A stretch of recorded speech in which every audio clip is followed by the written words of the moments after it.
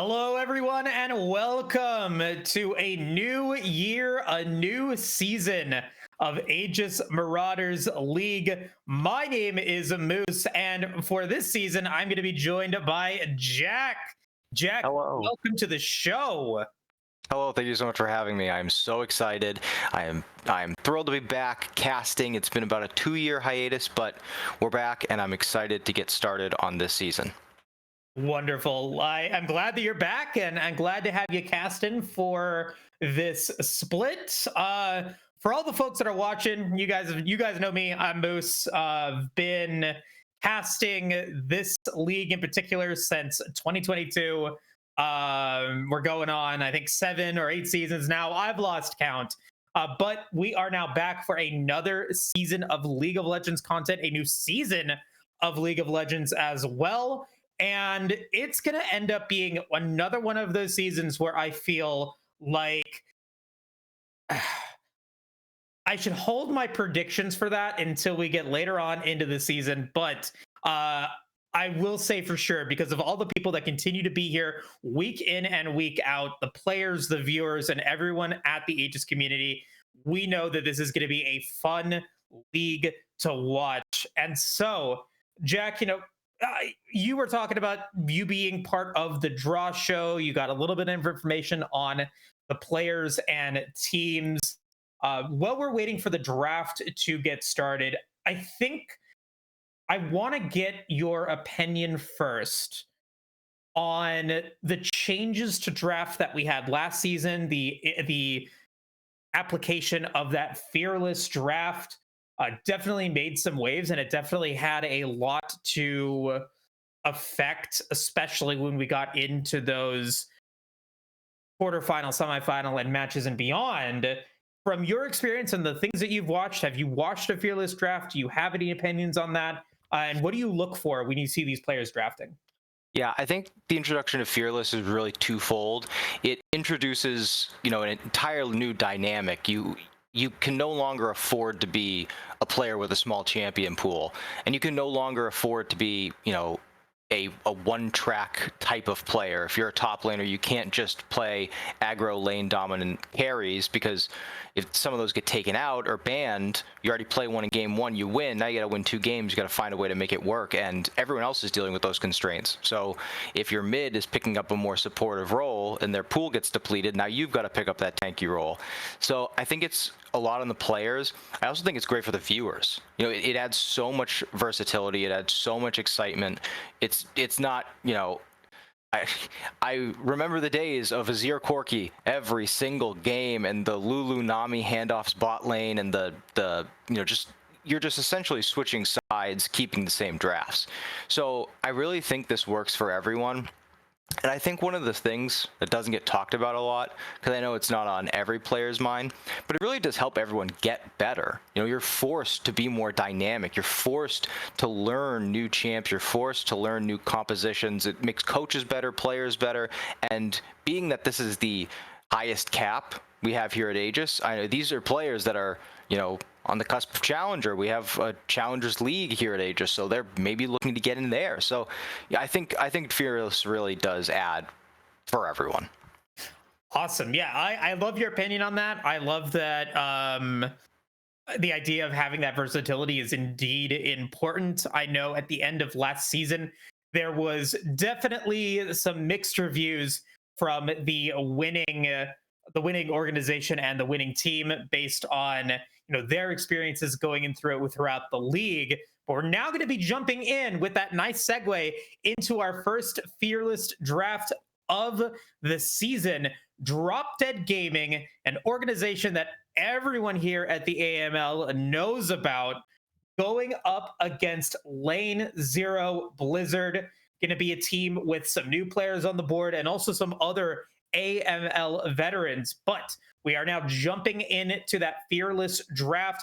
We're going to see how those changes to the season are going to affect the bans. And so far, we are going to be seeing some scaling getting taken away on both sides with the Ambessa, the Jace, the Wukong, and that Tristana. Even that Aurora, I should say, even especially so, that Aurora coming out of DDG, last ban from LZB, going to be one of the other new champions here this season, potentially.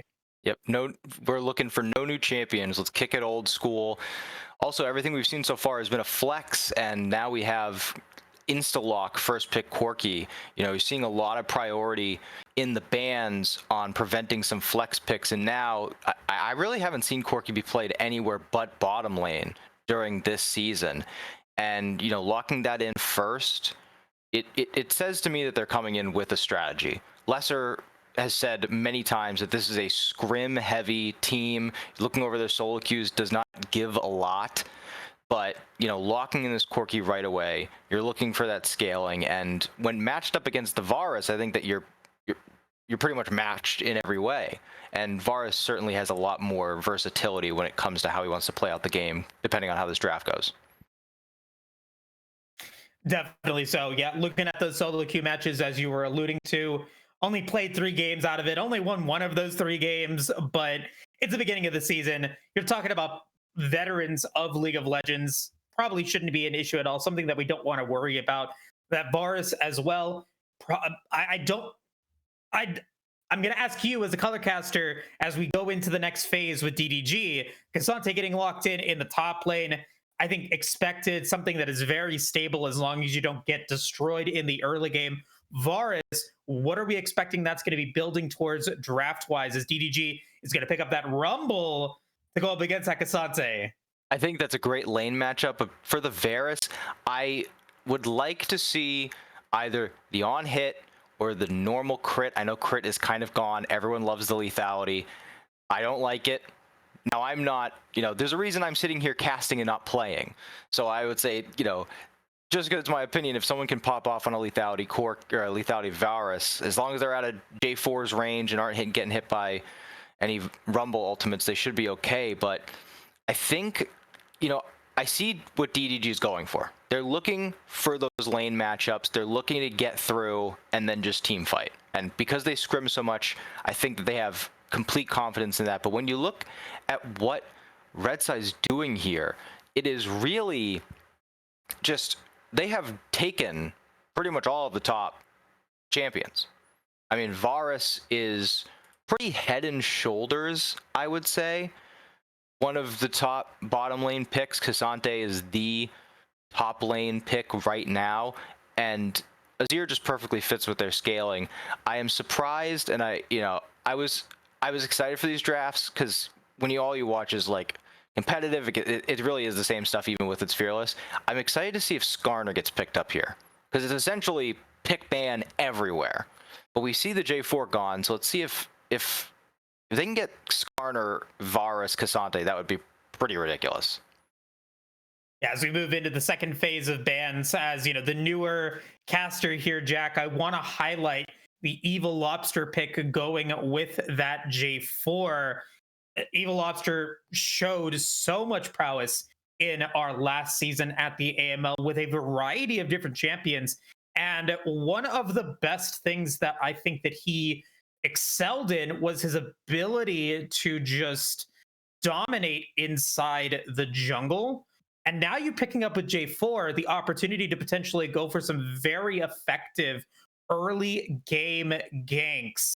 And I think it's kind of playing into what they expect LZB is going for with a Varus, K'Sante, Azir. I'm worried about that bridge to the early game, but we'll have to see what LZB decides to go for here in the second phase of pick bans. That is just my thought moving into the second phase. What is going to be that bridge as we see 4 more champions banned out? Zillion, Akali, Renata Glass, and Braum. So some bottom lane picks DDG is taking out. I think that Renata ban is extremely crucial here. You've got a low range bottom laner and 2 melees. Renata is going to completely upend any strategy you have come mid game. And now seeing, you know, just what we're looking at support, Renata would have been right on top of that just as good. So I think that those bans were really, really well planned out by DDG. Also, hopping on your point about Lobster, I got a quote from Lesser talking about Viego bans just came in. A lot of junglers are considering these bans to Viego to be pretty devastating, and it's by far Lobster's most played in solo queue, but Lesser had no shortage of confidence that he can play anything. His name's Lobster because the whole ocean is his champ pool, is what I got from him. And I think these last two picks coming out right here are just a continuation of, like I said, that strategy to fight come mid game. I mean, the Aurelion Soul, the Alistar, they are looking to find you and eliminate you immediately.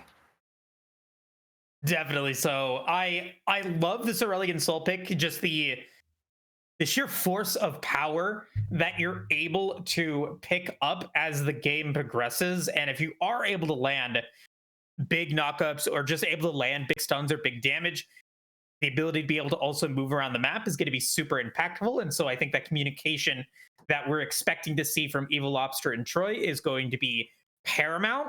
And as you predicted, as I think we all thought, Corki is going to be going into the bottom lane there, as lane 0 Blizzard is going to be picking up the Kindred for Archer.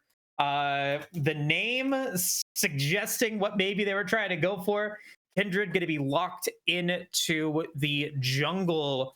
And as maybe you get your final thoughts on both of these compositions, I think the question I still have to ask you for is, does LZB have enough of an early game with this composition to be able to get themselves to a point where Varus, Azir, and Kindred, your carries, are going to be able to pop off? Yeah, I think that that's really going to be dependent a lot on whether or not Hazem can really take hold of that top lane. If Kindred has a safe lane that she can go to and just kind of just keep herself relevant while trying to get those stacks, they should be okay. But LZB has opted for a very high skill cap comp here. And like you mentioned, if they can get past the mid game without Corki and Aurelion Soul being like unstoppable, they're going to have a pretty easy go of it if they just control the objectives well. But if they can't get there, Jarvan Rumble is going to be a team fight you cannot match. You're going to have people put in the oven with J4 ult and Rumble ult. I don't think that's a team fight you're going to be able to come out from. Yeah, that's something I didn't think about until you mentioned it. It's a huge cataclysm can be very difficult for LZB to be able to handle.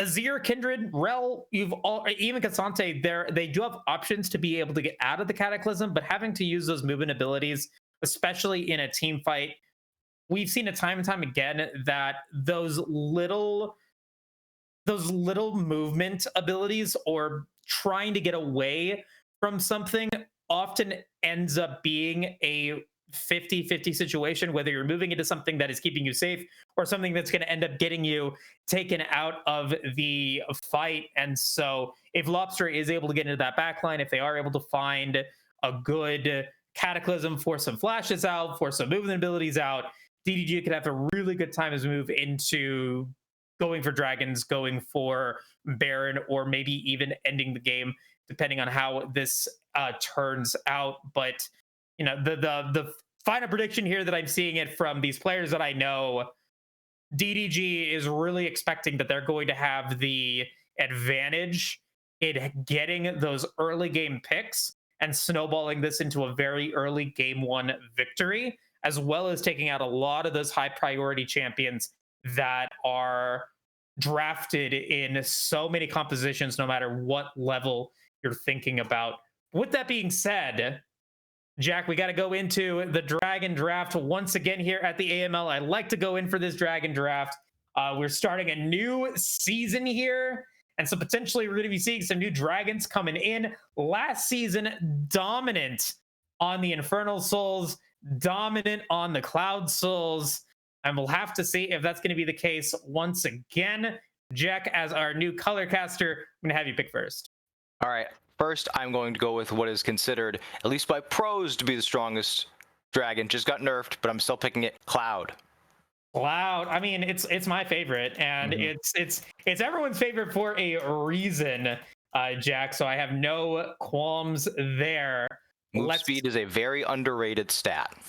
Indeed. I'll go ahead and I'll keep that movement speed idea going, and I'll take the Hextech Soul, and I will also take that Infernal Soul as my 2. Yep, I'm going to go with Ocean and I'm going to get Mountain. Mountain, and of course, everyone's favorite dragon to not pick. The Chemtech Soul will be last. But once again, thank you for playing. Very fun. First game, first Dragon Draft, first match of this AML season. Once again, you know, money on the line here. The entry fees are incredible. The weight that AML has in terms of the master levels community is ever present in other communities that play League of Legends at this level. You said it so yourself, Jack. Last capped league before you move into that challengers scene. These players are 1-2 degrees of separation away from potentially being in the NACL, potentially being in those opportunities to be scouted for LCS teams. And so good to get the ball rolling, good to make your mark on a tournament like this. And with that being said, we're going to take a break. And when we come back, we will jump into game one. While we're doing that, though, as always, we've got Caddy, our producer behind the scenes, making sure that everything is looking good and looking clean. And he's going to go ahead and show you something to watch when we get into game one. See you soon.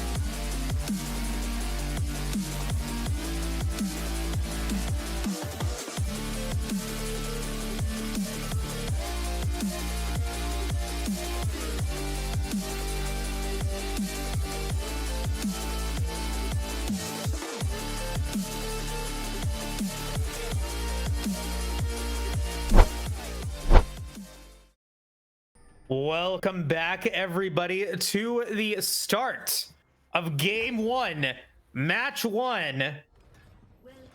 Next season, I forget what season we are here on AML, but a new season of Aegis Marauders League. We'll go ahead and we'll get that chat taken off the screen. But let's go ahead and get ourselves started. And so while we're going into this 5-point start, conservative start coming in from both these teams, I want to ask you, Jack, what's your experience been with League of Legends? What have you played? What do you enjoy about watching these draft style games? And what brought you back to casting? Well, I'm a over 10-year veteran now. I made the jump from Dota to League in 2014. So I'm newer to casting, but I've been in the game, been in the scene for quite a while. I've always loved the competitive side of things. I come from, I hate using the word traditional sports. I don't want to minimize how incredible esports are, but I come from a basketball background, and I just love the idea of, this teamwork. Everyone comes together, they do their job, and when you put it all together, you can accomplish something great as a team.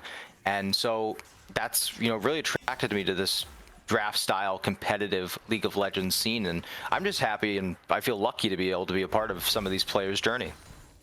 Love it. You were so close to beating me. And when I started playing League of Legends, I started all the way back in season 2 when Lulu was the newest champion on the Rift. It has been a journey for sure. And yeah, all of the changes, all the competitive nature that you see and you enjoy from this game, you definitely get it. And as we get ourselves started with our first draft, we're going to be seeing something that Evil Lobster is consistently known for. This very early invade into their opponent's jungle, will go for that red buff, goes to the blue, takes the Gromp, and now we got to pay attention for this first potential gank of this game. They're way too far up. Flash already used. Yeah, coming in. Flash is gone. Eclipse does not have the running ability away. Used it to get out of their armored form. Lots of damage on to Eclipse. As you stated, versatility, verticality, pardon me, not versatility, is going to lose their Flash. We're going to see some ganking potentially from Archer as well at the Krugs. We're going to see another fight here because he has to take the Raptors. Archer needs to take these Raptors or he's going to be in massive trouble because he thinks he's going back to his blue side with more than just wolves up. Oh, and not going to go for it. Is going to play it safe, going to wait for the mark. And unfortunately, the 50-50 coin cost does not go into their favor. It's going to go towards the top side of the Rift. And Kiwi, with a beautiful Alistair play, is going to be able to get the knockback into the turret. First Blood is going to go to DDG, and never outmatched will be outmatched by Hazem in the top lane to make it a 1-for-1 across the Rift. Slight gold advantage to DDG. I mean, this kind of falls in line with what I did know coming into this game. Like you said, I might be a rookie to Aegis, but knowing this scene, I did some digging, and the two big things I noticed was that Hazem has a massive pool and a massive solo queue arc already this season, and showing that right away. I mean, absolute fearless 1v1 there, waiting with that E, comes off cooldown. And I talked to Lesser, coach of DDG, and the only quote he gave me was AD gap. And I think you see it right there. Two incredible engages by Mr. Kiwiism. Branny fan picks it up right away. And as we talked about in the draft, this kill for this bot lane is only going to accelerate them come mid game. And Hazem's doing what I called they need to, as we have an engage here in the top. Now, Lobster not going to get knocked up there and is actually going to push Evil Lobster under tower. Going to force out the Flash. Going to be very low. Archer is now here, maybe looking to see if they can go for a 2-for-1 play against Never Outmatched. No Flash, no teleport would be a big win for Lane Zero Blue if they are able to get it. And it looks like they're going to be able to do so. Archer wants that stack and is going to get that stack. Never Outmatched will die once again, and it's not even 5 minutes into this match. Yeah, that is really crucial for Kindred to get back into this, getting towards that 4 stacks she needs to really have all in here, but no mana on Troy. Never saw she's just gonna walk out. Yeah, I mean that's the effectiveness of those soldier stacks going to be able to shuffle their way out of that knockup. Indeed, would have cost them their flash if Troy was able to land that knockup. We're seeing a very healthy Aurelion Soul there in the mid lane, has yet to use their teleport. Never saw, does not have any regen available in their kit right now. But it looks like both sides are going to be happy to back off as we move to the bottom lane.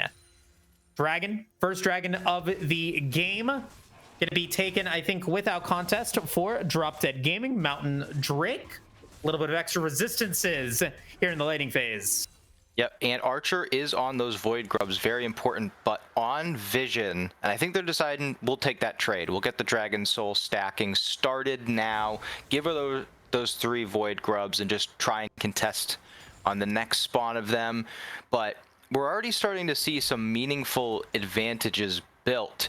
The Null Magic Mantle on Hasm, Rumble just no shot here at a solo kill unless Hasm does something crazy.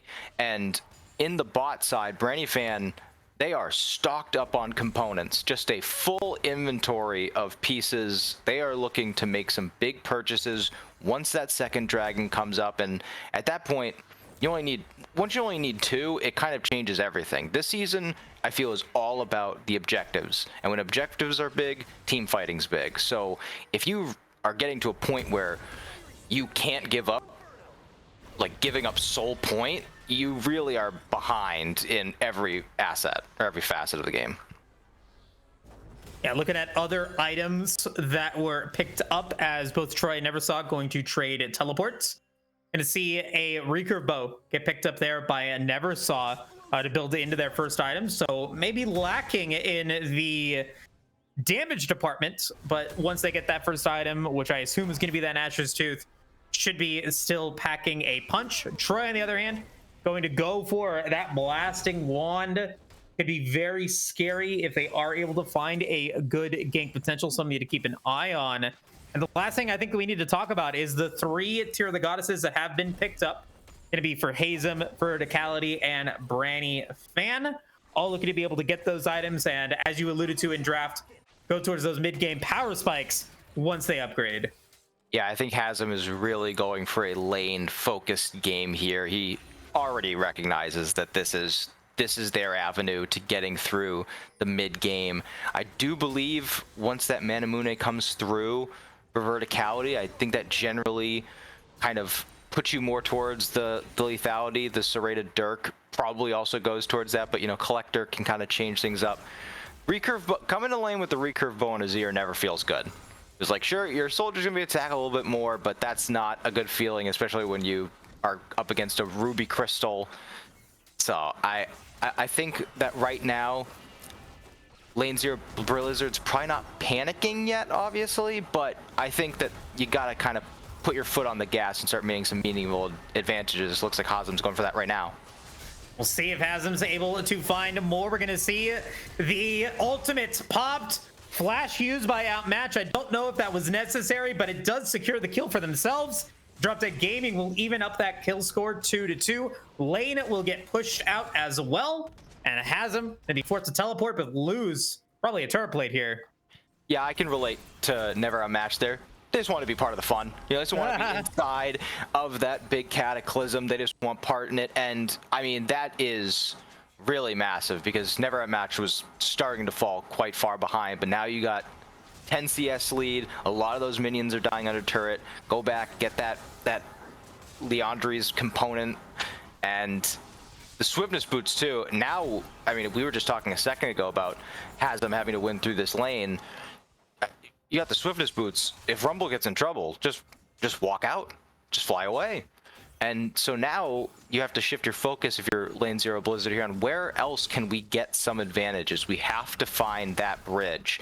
And looks like the bridge they're going to look for is trying to hold on to these lanes, because with PDG going for this lane swap right now, they are committing to not giving over these lane grubs, in my opinion. That's what we're seeing. But setting up a dive here on the bottom side. We'll see if they are able to get outmatched. No equalizer at the moment, but they do have their enhanced teleport. But 3 members of Lane Zero Blue going to be on the bottom side of the Rift right now. Another minion wave coming in, so not gonna have a lot of time to be able to clean up that, clean them up. But they were able to get 2 turret plates out of that one though, so a little bit more money going into Verticality. And Evil Lobster opting not to stay on the top side of the Rift for those Void Grubs at spawn. Instead, going to go back down to the bottom lane, trying to defend this bottom tier 1 tower, very close to losing that 3rd turret plate. And we'll find Archer trying to go for those Raptors, going to be forced to back away, is going to be able to get the slow in onto Eclipse, who does have flash, but they might have the chance to get over the wall, and they will be able to take out Eclipse here. Evil Lobster now going to be 1-0, ready to go for the next dragon. That Infernal Drake is now there. And no start on those Void Grubs from Archer. Now going to be running towards them. Late grab on those. I mean, that changed. That's a back-breaking catch if you are Lane Zero Blizzard. They had everything set up to get that dragon. They had all the wards down. They had permanent push in the bottom and mid lane. And that one catch there completely flipped their plans. And now you see, like you said, Archer has to rush top lane. And Verticality's just dead. Yeah, Verticality has to use both Flash and their barrier, and we'll get a nice chain to corruption. Verticality will be able to pick up their first kill of the game, going up against Kiwi. Does not result in that kill, but it's going to mean that Archer will be able to freely take those Void Grubs. It's going to be 6 for Lane Zero. Verticality never saw Hazem, all the attack speed, all of that potential extra siege damage. Going to be impactful as we move into the mid game. But is LZB going to be able to keep that lane dominance that you were talking about so that they can find that effectiveness? I think that's the bridge that we were looking for, because now, I mean, I don't think that DDG is going to operate this way, but every fight you look for, you have to weigh the risk of losing it a little bit more if you're going into a team with 6 Void Grubs, because it's not just we lose a fight at an objective, okay, they get the objective, maybe they get a turret. I mean, they can push as long as they want. And I don't know what type of resistance they're going to have as of now. Kiwi using that Hex Flash, they wanted that kill back. Oh boy, now Verticality overextending there. The Kiwi Branny fan special, one of the most iconic duos here at the AML, will pick up another kill, the 2nd for Branny fan, exceeding the CS that Verticality has by about a wave. Other than that, CS going to be fairly even, except for Neversaw, which is taking up that wave advantage against Troy. But we're also going to get some good turret plating damage onto that bottom tier 1 tower by Branny fan. Never outmatched though. Oh boy. Oh boy, those Swiftness boots, are they going to be effective here? No, not quite enough. Has them pick up their 2nd kill as well. Tried to hit him with the runaway, just didn't work. He needs more movement speed. But I mean, this is really just going to show, I talked about it a little bit in the draft, but this is the outcome when you say, you know, we're the better team, we're scrimming a lot, we know how to play as a team, we don't necessarily need those, you know, top tier picks. You give over the Varus, you give over the Cassante, and I mean, look, Cassante just doesn't even care at all. He's got so much MR. So even though he's pretty much, he has no damage in his build whatsoever, but the champ is just so dominant that even if you can find yourself an advantage, you've given over the best top, in my opinion, in the game. And when you do that to a guy like Hazem, who's so talented and so practiced, he's not going to let you live down that mistake. And we're seeing the effectiveness of that and those 6 Void Grubs coming into the top side. First tower of the game could very easily go towards the way of LZB, but we're going to see another overextension there from Verticality. Kiwi catching out the Varus. And the race for the first tower going to go towards Hazem, but yeah, it's rough for Verticality right now with no sub. I feel so bad. I mean, like I said, the only thing I really knew going into here was that DDG's coach thought that there was a massive bot gap, as Never Outmatch is going to have to use the flash. But to say that Verticality was overextended. He was under his turret and managed to clear all the minions, but it's just the sin. I mean, it's so beautiful to witness. I'm speechless. Mr. Kiwiism and Branny Fan are so synced. They are just annihilating this bottom lane, and it's got to feel awful when you can't even. He's at his tier 2 turret now, scared to walk up to meet the minions because he doesn't know where anyone is. Yeah, that's rough. I never played AD because I never knew how to position myself. So, I can only anticipate and imagine Verticality's Fane now being 1 and 3, did pick up their first item, but is way behind in scaling comparatively to a Branny Fan. Now with that 3-0 stat line, Trinity Force now unlocked and can threaten a very difficult skirmish here for LZB as Rift Herald is now attempted. Yeah, I'm an ADC main, and I can tell you, it doesn't feel good. It's especially you're playing lethality, Varus. Your only real target there is going to be the Corki. Although Verticality seems to like wanting to walk up here, popping that Yumu probably just to get back into minion range. But I mean, they're looking to try and make up for the mistake that they made earlier when Eclipse got caught. They want this dragon, they want it bad, and they're looking to. I mean, they swapped the lanes to make sure Hazem was down here for this fight, because it's going to be a fight. You're not going to give up Soul Point for nothing. But Verticality trying to get as much poke as they can down now. And now we got a potential fight here in the river. Dragon has been started by DDG. Double knockup gonna land as well as a great equalizer. Archer's gonna be very low, gonna be right inside that land, so it's right gonna be able to flash away. Kiwiism's gonna be low, but Eclipse is gonna take that kill thanks to the dragon. And also, Lobster's gonna go down, Outmatch is gonna go down, and an absolute disaster for Drop Dead Gaming. Lane 0 Blue is gonna pick up 4 and will pick up the dragon. They committed everything onto Kindred and Rel, but once that Lamb's Spike comes out, they have the shields, they have the healing, they have that protection, and once you get out of that, no Cataclysm, no Equalizer, and they just come in and Neversaw walks up from bot, Verticality finds a good position, and they're able to take out everyone and do it before the dragon spawns. Now you're at a point where, you know, you're talking about scaling. They could pick up 4 ocean dragons over the course of this game. How in the world are you ever going to win a fight versus that? You know, I think we're really starting to see some of this lineup fortify after the result of this early game. I didn't really check to see that now, but Never Outmatched was able to hold through, but that 1-4 scoreline, now Eclipse is on the wrong side of the river. Oh, yeah. And I mean, my critique here for this one was, I think that Drop Dead Gaming, with all of the river control that they thought that they had, for still having such a divided team fight, I would have much rather preferred they go for the dragon instead of trying to go for that play at that river brush. Ended up leading to their disaster, where we're now going to get a play here in the top side of the river. Never Outmatched once again is going to get targeted. Teleport is going to get completed by Hazem, as Rift Herald now less than a minute from going down, as it does get de-leashed and goes back to the tower. But Lane 0 Blue, I was worried about their bridge into the mid game, worried about that bridge into the late game, and I think that Drop Dead Gaming has given it to them on a silver platter. And it's going to be a very difficult uphill battle if they want to win this one.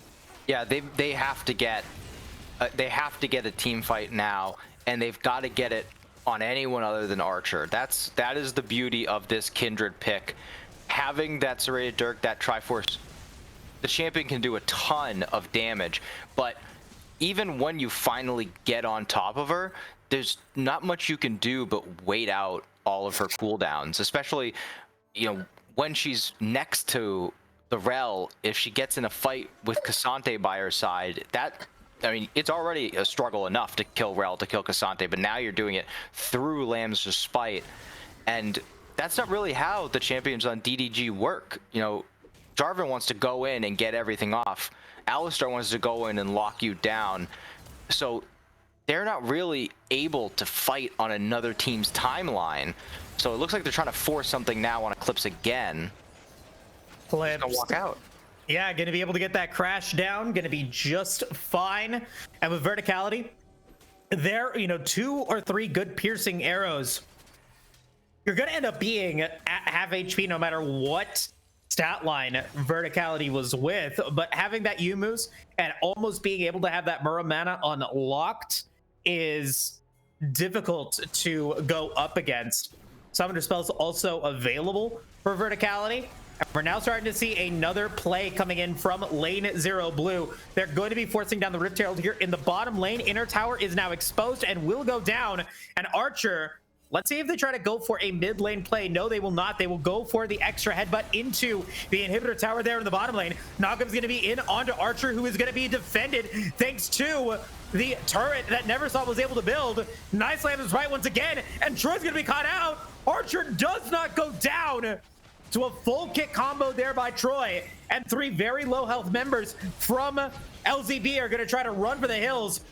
Branding Fan's going to go on a rampage, going to be able to take out Eclipse, but Neversaw and Archer are going to be able to walk away getting a lot out of that exchange. I mean, that was, I don't want that to be mistaken. Eclipse just saved Neversaw right there, and Archer. That was a worth death to stop Corki. He would have been able to go through the entire team.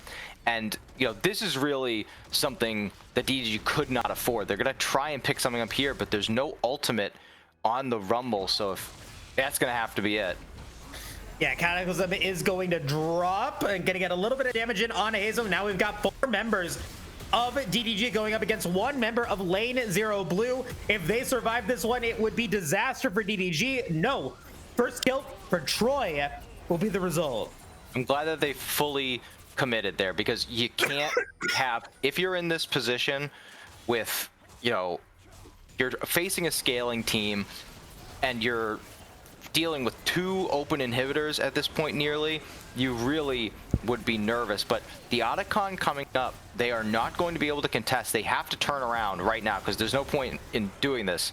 They have the GAs now. You've got to try and get an established position on the Ocean Dragon, because if DDG walks into that Dragon Pit now, they can determine the course of the entire fight, because they only have like 200 gold to lose now. They're going to pick up some standing gold, but if they got to pick up this Dragon right now, looks like they're going to do it. They've got the vision secured. I understand DDG's position here. You don't want to lose those GAs before you really need to. It's still 2 dragons to 2 dragons. That was a, that was a very, very consequential pick on Hasm in the top lane. I was worried that it was just going to be protecting their turret, but that Voracious Otacon really changes everything for their outlook. Yeah, especially with, Baron spawning now in 90 seconds. You're still facing a 4,000 gold lead. Taking a look at what that means. Maybe that Rabadon's death cap gets completed for Neversaw before Troy is able to get a component for their second item. Maybe that means that Drop Dead Gaming isn't able to get their 3rd item on Brandy Fan before that Rabadon's death cap gets completed. And so Neversaw, I'm waiting to see if they're going to be able to pick up that Rabadon's death cap before the next team fight.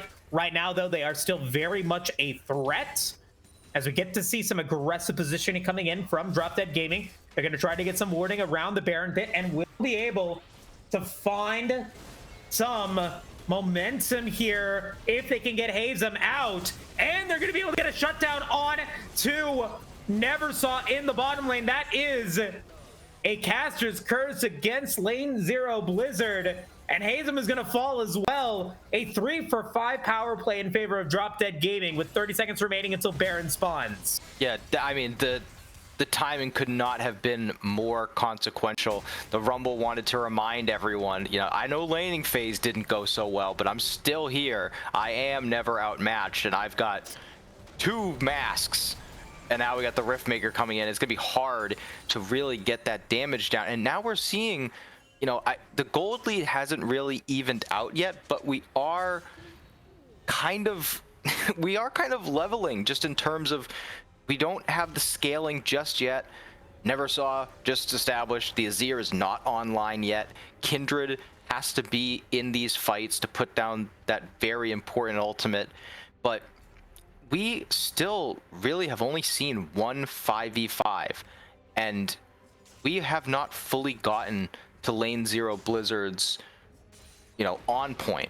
It's still really Varus trying to climb back into a position of being relevant with this lethality build. So you've got the tankiness of Hasm and Eclipse, but if they don't get a good engage, the damage from Archer and Neversaw really isn't going to be there yet. So as we hit this lull, we're gonna need to get good vision, because if DDG is able to get the engage that they want, I really don't see a way just yet that Lane Zero Blizzard is gonna be able to play out the fight. Have about 2 minutes remaining until the 5th dragon of this contest spawns. But at the AML, we've pretty much averaged a 27 to 30 minute win throughout our seasons here, and it is based off of these late game team fights. You are just able to get so much of your opponent if you're able to win with an ace or even a 4v5.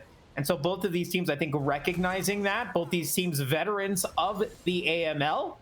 And right now, I think the DDG has their foot on the gas. They're holding the wheels of this game. All of the warding now at Baron, and it looks like they might be trying to go for an engage here on to Baron Nashor, or at least threaten it. Flip's going to try to get some vision out of it, but no, it's going to be completely denied once again. LZ Blue is going to be very in the dark if they try to go for Baron here at this time. Yeah, I mean, they cannot afford to lose this Baron right now. Hasm's going to go in, but no damage in the build. So, I mean, he can't take any damage either, but this is just kind of, we're watching two wet noodles, but now he does damage. Yeah, going to flash forward. Outmatch is going to go for some more shielding, just about to have their overheat, and is now looking to see if they can finish the job. Is going to go golden. Hazen's going to be very low here, but Outmatch is going to go down. Troy trying to get some extra movement over to Hazen to maybe get that 1-for-1 kill. Not going to be the case. And so Lane Zero Blue going to have a power play for the next 40 seconds. Dragon spawning in 20. And as you talked about before, very possible that Lane Zero is going to be able to pick up the 4 Ocean Soul. If they are able to get this one here, it would be very much a threat.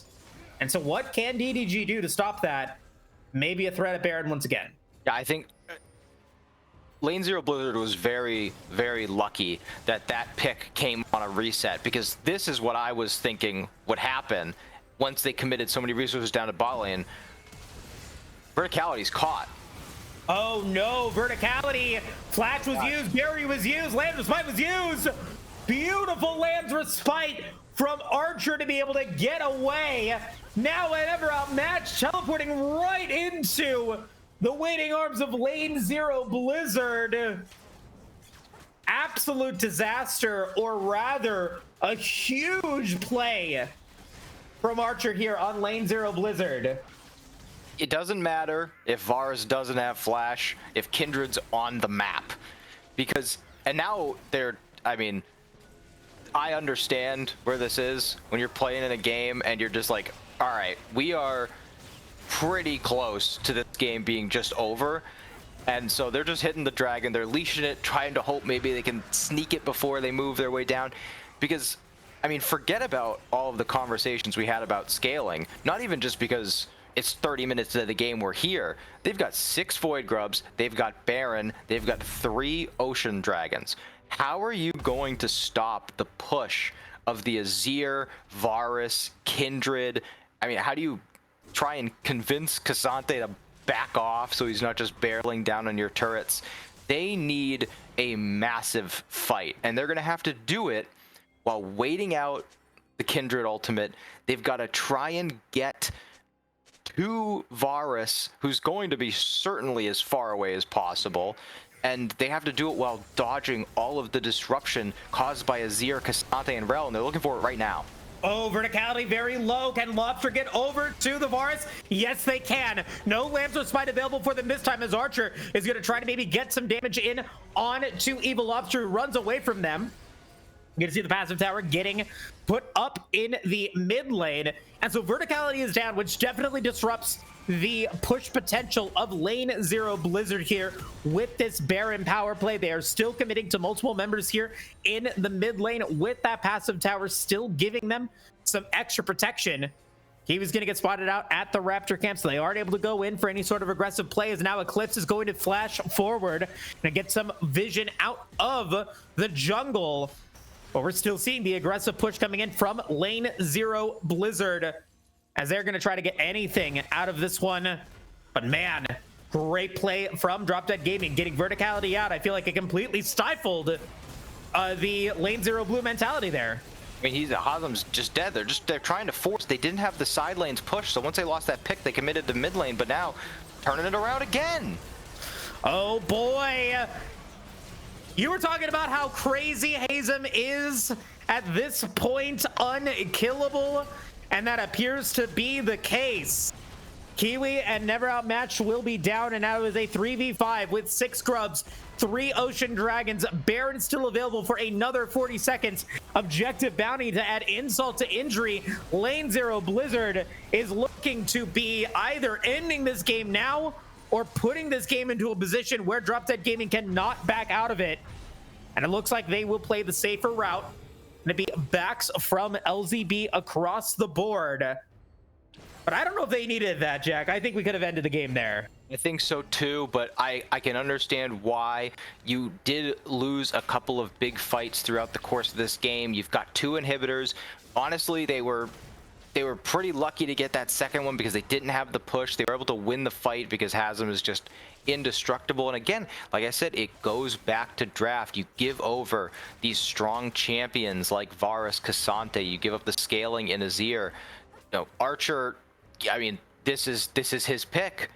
And he's not just performing well. I mean, he's stomping this game. He's had perfect timing on everything. He's in total control of a jungle that all we talked about was Evil Lobster and his champion pool depth, his early lane pathing. You know, he really put Archer in a bind early. But when you've got something you're so comfortable on, you're able to come back. And you know, I'm really impressed by the teamwork here shown by lane 0 Blizzard. They did not blink, and Verticality specifically did not blink to that early pressure.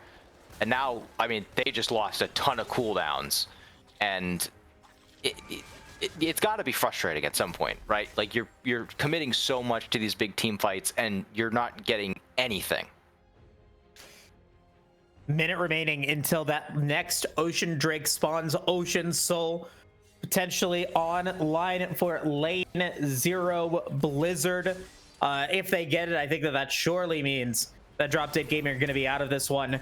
And right now, Drop Dead Gaming are just looking to be able to maybe get whatever they can.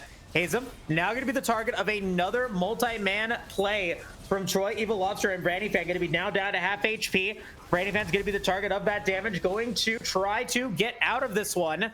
Still has ultimate available, as inhibitors are now going to go down in the bottom lane. And now here comes Eclipse, going to go for the Magnet Storm. Brandy Fan, for the first time in this contest, is going to die. Now go to 3 members thanks to Troy, but it's not going to be enough, as lane 0 Blizzard dropping the hammer down with the big damage that Verticality was able to bring in with the huge effectiveness of Archer and Nemersaw. It's going to be game 1 going to lane 0 Blizzard. And a very impressive start to this series. I mean, DDG got the perfect fight. They got a 4-man Jarvan knockup. They got the Rumble ult on everyone. They got the Aurelion Soul fully stacked up ultimate on everyone. But at that point, it is just far too much. The scaling is online and there's nothing you can do but get ready for game 2. Definitely so. And you talked about it earlier, how Archer was dominating the Rift. You can't deny the stat line. 8-0 and 9, 17 out of 20 kill participation on the Kindred. That R5 Kindred. My concerns about that early game being roughed going to be completely negated I think due to the fact that Archer did go undying in that game, and I think credit also goes to Neversaw, had one death in that contest, was able to get that early Nashor's Tooth, was able to get an early Rabadon's death cap, and then ultimately was able to be pummeling that damage safely from the back line. And so I I'm very impressed with the way that we saw Lane Zero Blizzard just control the game as we moved into the mid. Yeah, I think when we were talking about what the bridge was going to be, we were mostly concerned on gameplay aspects that were going to be the bridge, and it turned out just to be the calm mental of the team. You know, Forest got behind, they didn't blink. Hasm was going back and forth, got himself a pretty good lead top lane, and then when, you know, those solo kills did start going the other way, they just kept forward and they never panicked. They trusted the comp, they trusted the scaling, and in the end, that's how they won game one. Definitely so. And so congratulations to them. They're going to get a little bit of a break. Both teams are going to get a little bit of a break to reset, think about how that game went. And when we return, we'll be jumping into game to draft. So folks, again, thank you so much for watching. Don't go anywhere. We'll be back in just a few minutes. 日本にはまだある？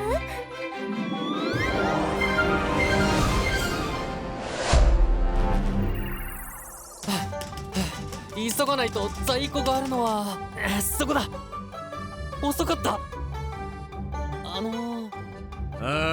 そのフィギュアを一つだけ譲ってくれんやろか。お前はだよ、同志じゃねえか。もちろん取引しようや。あ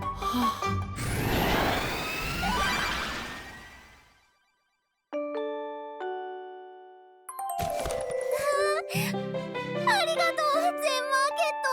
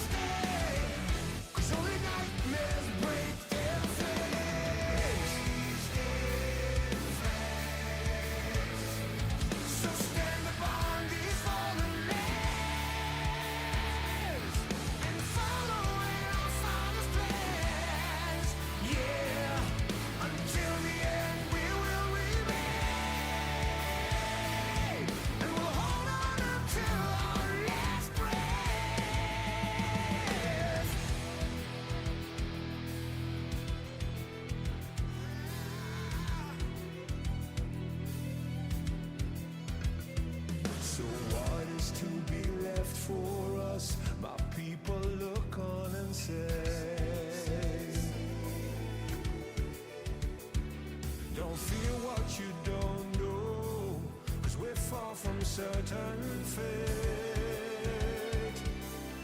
And we'll make our final stand. Lost in the dark, we've come so far. Another step to rid the pain. Go and be counted till your last day. 'Cause only nightmares break their flames. So stand upon these fallen lands.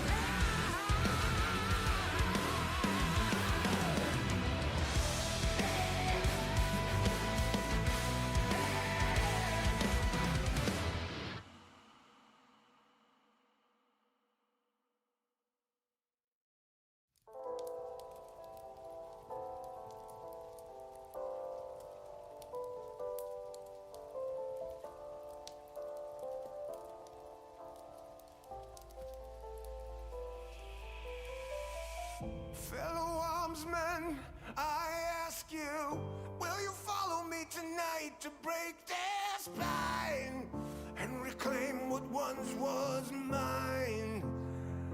Those cravens backstabbed me, deceived me.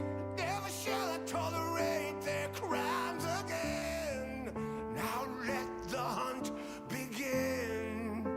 Oh, 7,000 souls scared and daunted, such a tale of woe. Not too long ago, this village was a golden scene of hope. Call down the reckoning to bring back hope and peace. Restore our Gloria to live forever. Bring down the dark regime. I know how to unleash eternal power. Lead us to order. I am the light bringer. Fellow warriors, I ask you, should my campaign come to an end? There's way more to avenge. Oh, 15 million souls living in this realm without much hope. Not too long ago, this kingdom was a golden state of hope.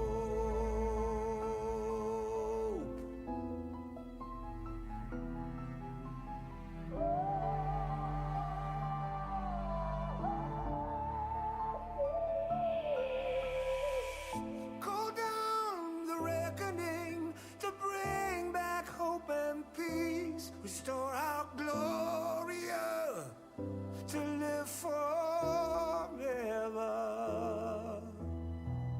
Bring down the dark regime.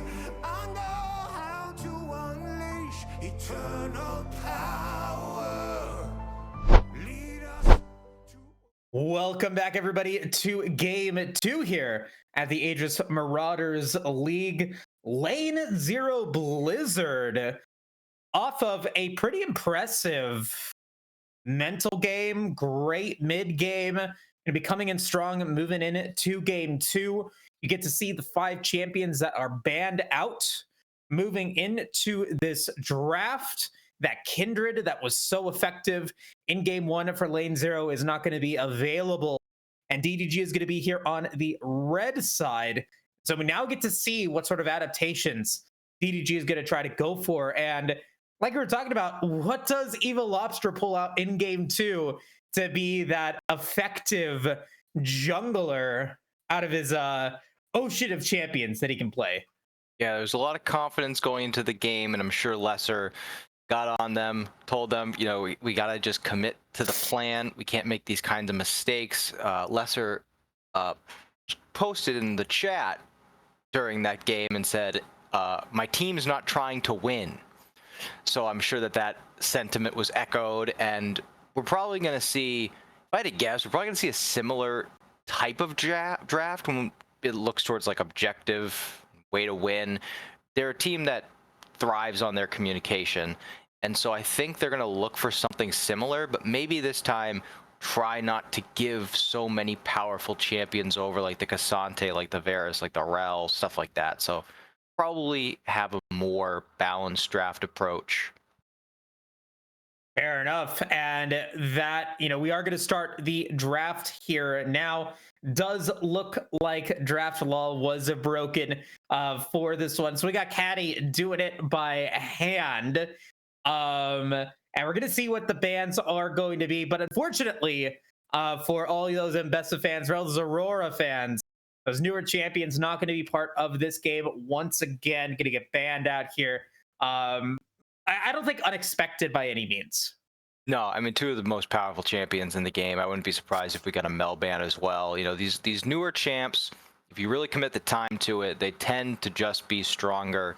I'm also noticing, just from watching the games yesterday, looking at some match history, the Jace priority across Aegis has been extremely high. This is a very, very, very fun champion, it seems, for a lot of people to be playing. The results have been quite mixed, but everyone seems to believe if they can get their hands on this champion first pick, they can really make a difference. So that leads me to believe that Lane Zero Blizzard have a specific draft in mind. Going ahead and banning that Jace here on the blue side, I bet they have a first pick in mind that they are going to try and build around in this draft. And there's the so far, Cabby hasn't had to do too much predicting. Bans seem to have gone pretty standard. No, I don't think so either. And I love your Jace comment because it's always one of those top 10 most picked, most banned champions in the AML. And it is one of those champions where if you are able to be, if you're just able to pop off, which you could very easily do in the AML, you could just win a game all by yourself. We are going to be seeing, I think, a bit of a different strategy here than what DDG was trying to go for with that first pick in game one, going with that Corki. Instead, we're going to be seeing a little bit more of that top lane priority getting taken, with the Jax of all champions being the B1 pick.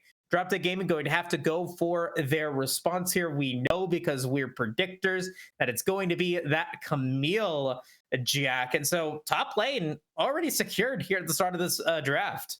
Yeah, I think that the priority on Hasm getting something that he can really thrive on was emphasized during that pause. They looked at it and they said he got the strong champ, he built for the game, and he was able to really support that team during those crucial fights where, you know, the way they win is just by waiting. It's like, we have to wait out these cooldowns, we have to wait down this damage over time that we're facing, and then we'll win. So now they're kind of flipping that, and we're saying you were able to really carry us in that tank role. Now let's give you a chance to carry it with that Jax. I feel like a lot of people got nervous going into patch 15.3 when they saw that he was getting buffed, and they were like, oh god, he's got a tank build, he's got a damage build, he's got an AP build, but they were pretty minor buffs to just some. I think his ultimate got buffed a little bit on those every third attack, so it's already being matched well. I want to say about the AD meta right now. We were talking a little about you don't like to play AD, I play AD. There are really two types of AD carries getting played in competitive facets right now, and it's poke AD carries who can scale, like the Ezreals and the Varus's, and it is bottom laners that are essentially just a second support, like the Ashe, where you're not really looking for damage, you're just looking for someone who can facilitate the rest of the team with those stuns, with those slows, with the vision, and that's really going to help Camille on, you know, never outmatched on this Camille, get through and try and make some plays late. I'm sensing a theme here from lane 0 with the Ezreal and the Sejuani. We talked about composure in that game one and being able to keep that mental game to make sure that you don't get yourself into a tizzy moving into the Rift Herald phase or at that 20-minute mark. I'm starting to see a different identity here for lane 0, and that is that mid-game power spike, that the tier of the goddesses becoming impactful, the ability to be going for those really effective skirmishes. And with that Ezreal Sejuani being able to lock in, it really does paint the picture of it being a team that is very well aware of what they need to do, whether they're ahead or behind in the mid game, to be effective. And that's something that we don't normally see here at the AML. And so lane 0, I'm going to keep their eye on them for this very interesting identity. As Scarter, you're talking about the power of that pick in draft 1 is going to get locked in here, R3. Yeah, if you want to try and get Lobster turned around, you do it by picking the champion who has a 96% prio score across major regions playing League of Legends. This champion is disgusting. I mean, this is how much, and I understand there's going to be, you know, people talking about, oh, but there's, you know, there's a giant leap between the top 4 major regions and the AML, but it really tells you something when every major region has played throughout most of their first split, and this champion's picked 8 times. Every league does best of 3s or best of 5s. 8 games he has been able to slide through. So if you want to turn Lobster around, that's how you're going to do it. And they're matching it with a lot of zone control. They put the Ashe down. You get the Camille, who can create an enormous amount of disruption, and the Hui just gives so much area of control in so many different ways. So I think this is a really dynamic draft they're building, and they're trying to leverage back on that team fighting power, and they're trying to just get away from those champions that kind of blow everything in one go. They want to keep champions that are able to remain powerful throughout the course of a fight. And now let's see what the final phase of this draft is going to give us. Said of that way already, the bands Akali, Karma, Braum, Zillion. As Lane Zero Blizzard are going to pick up the Syndra for Neversaw in the mid lane. Again, just power as we get into the later stages of this contest. And now we'll see what they decide to go for here. B5. If you're playing very adventurous, which I know AML players will go for, we can put the Sejuani in the support role, put the Jax into the jungle. That is not going to be the case here. Leona is going to be paired up with that Ezreal in the bottom lane. And now let's see what Brandyfan and QEism decide to go for to contest them. Leona very, very impactful with the power of that Zenith Blade. And it looks like the strategy for DAG is just to sack the early phase of this game in the bottom lane. Milio is going to be the final lock-in here for DDG. Very uncommon to see this support as the R5 pick in a draft. Yeah, I was going to mention picking that Hui on R4 kind of puts him in a weird position where you are on red side, you have the counter pick, and you end up only really getting, a support change because, you see the Jax come in, there's no real point in waiting to counter with the Camille, it's going to come in.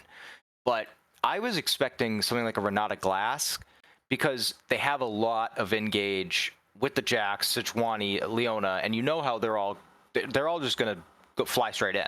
So the Renata is going to be able to turn them around well and buy you some time.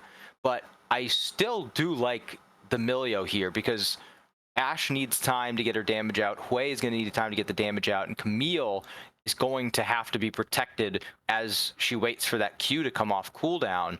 So being able to, put that wide cleanse out, get that healing over time, Milio is going to do well for these skirmishes, but it's about getting to the point where it does well. And based on what I saw in that game one, I trust Kiwi to get it done, and I wouldn't count them out of even being a little dominant in this lane. Yeah, I think that's also, par for the course for Kiwi, playing a very aggressive mindset here. The trust that Brandyfan and Kiwi have for playing for multiple years together, not seasons, years together, is, I think, also bringing a factor into this one.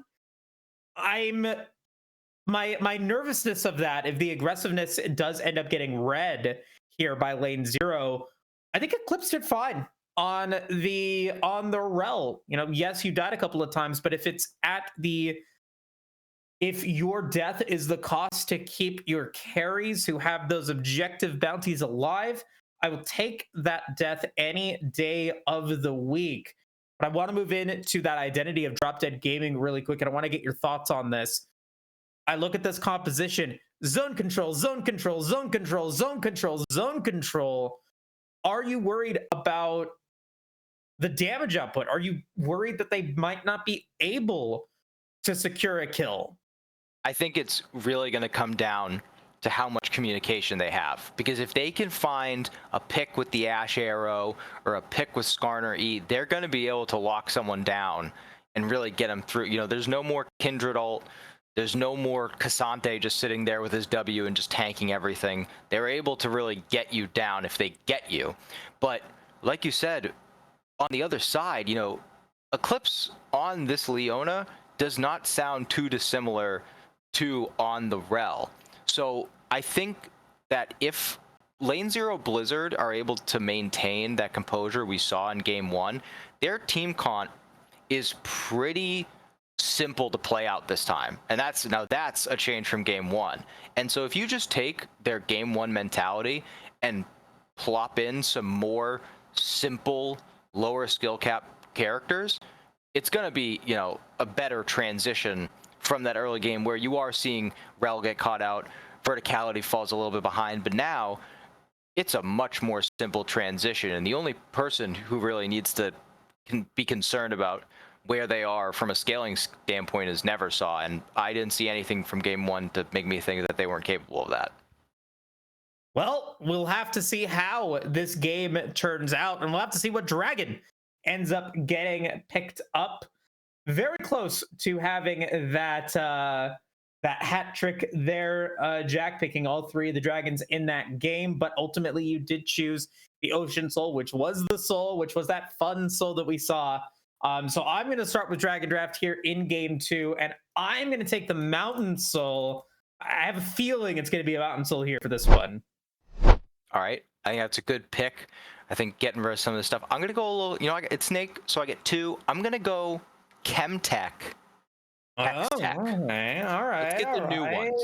Let's get the new ones. You can't call them new ones anymore. Yes. Like they've reached adolescence at this point. True. Give me a new dragon and then we'll talk. But anyway, I'm gonna go with the 2 dragons that you picked in game 1. I'm gonna go with Ocean and I'm gonna go with Cloud, which is gonna leave you with Infernal. We'll see if me abandoning Infernal Soul ends up being the nail in my coffin for this game or this week 1 series. But we're going to take a quick break, though, before we jump into game 2. Once again, to our viewers who are here week in and week out, thank you guys so much for watching the Aegis Marauders League. There's so much other content to be had here for this winter 2025 split, not just the AML. We've got leagues happening all across every single tier of player, from your gold, platinum players all the way to your challenger players.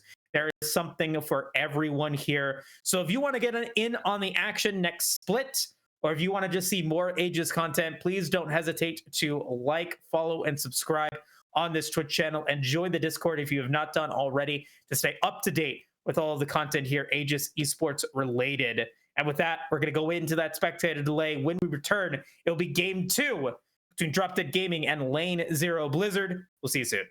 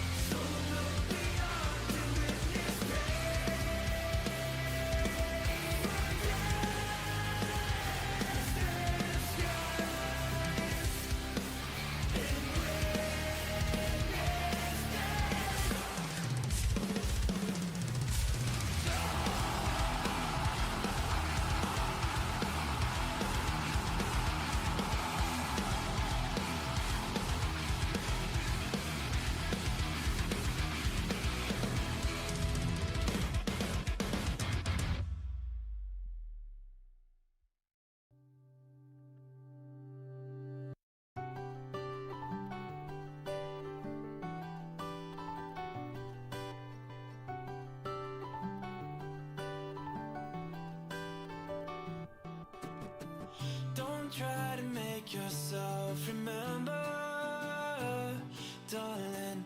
Don't look for me, I'm just a story you've been told. So let's pretend a little longer, 'cause when we're gone, everything goes on. You were staring at the window, and I said, I wanna take you to the sea. And when I'm better, we'll do everything. I gotta stop making promises I can't keep. But if I was gone tomorrow, won't the waves crash on? Is it selfish that I'm happy as we pass the setting sun? Someday I'll be overcast, but you won't have to cry, 'cause we'll do the grieving while I'm by your side. I said, don't try to make yourself remember, darling. Don't look for me, I'm just a story you've been told. So let's pretend a little longer, 'cause when we're gone, everything goes on.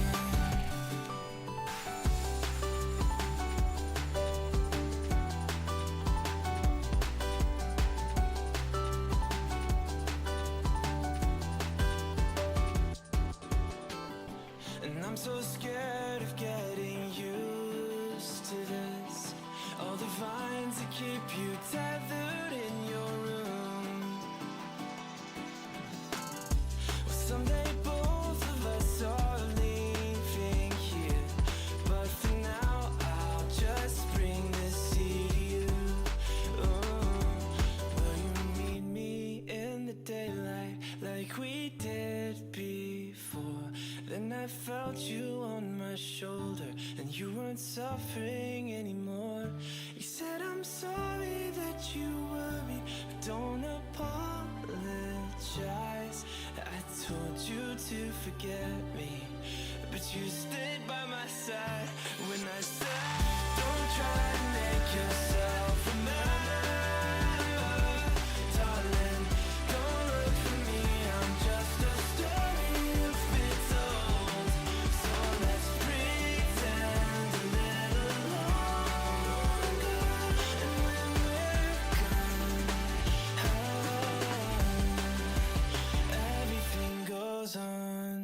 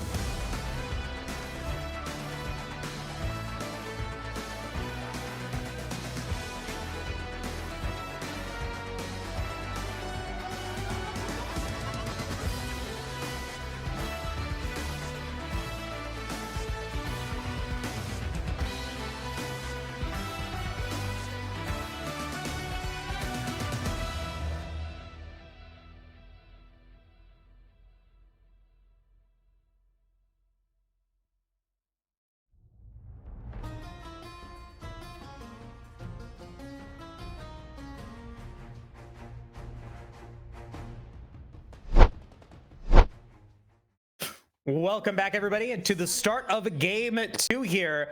Lane 0 Blizzard. I'm sorry if you guys know me. I'm a little dyslexic. I don't know how to say names correctly. But Lane 0 Blizzard won game 1. Drop Dead Gaming is now behind the 8 ball, but definitely do not count these veterans out yet. And with that out of the way, another very passive start coming in from both of these teams.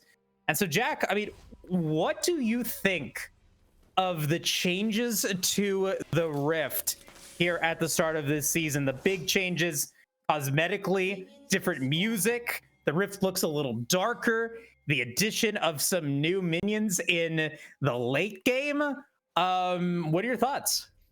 You know, at first I was a little bit concerned. Just, we've seen some other competitive style games decide to take the chance on, like, let's do something new, or like, let's just try and make the sequel.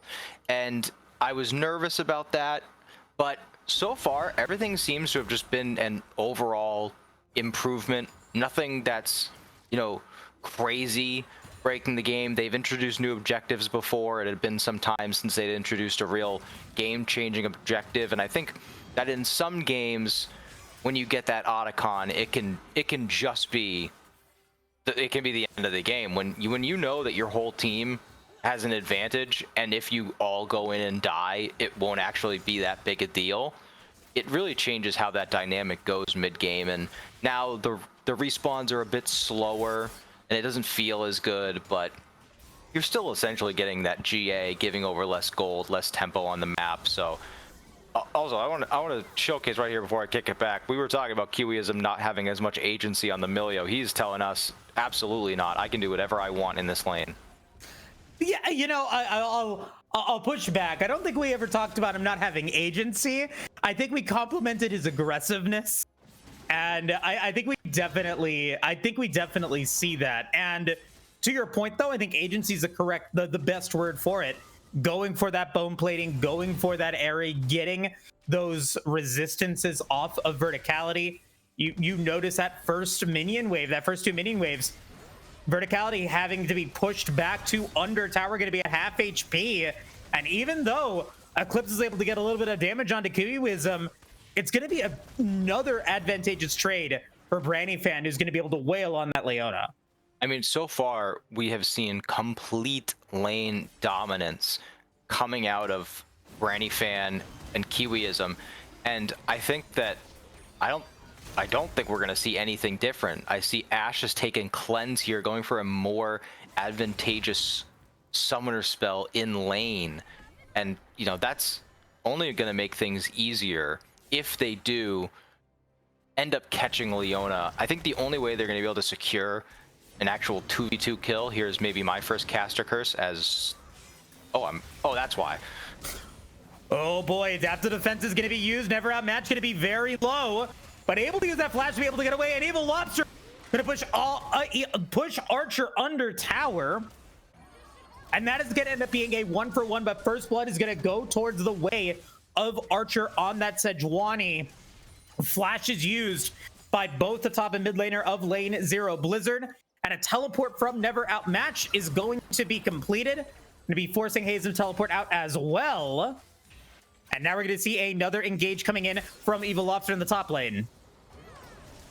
He's going to try and pick up that second kill if we get there, but seem a little bit disjointed. Don't seem to be on the same page. You see Camille walking out as Lobster went in. He's just trying to bait it out. Just trying to get him now. I mean, Evil Lobster had built himself quite an advantage in the jungle with some counter jungling.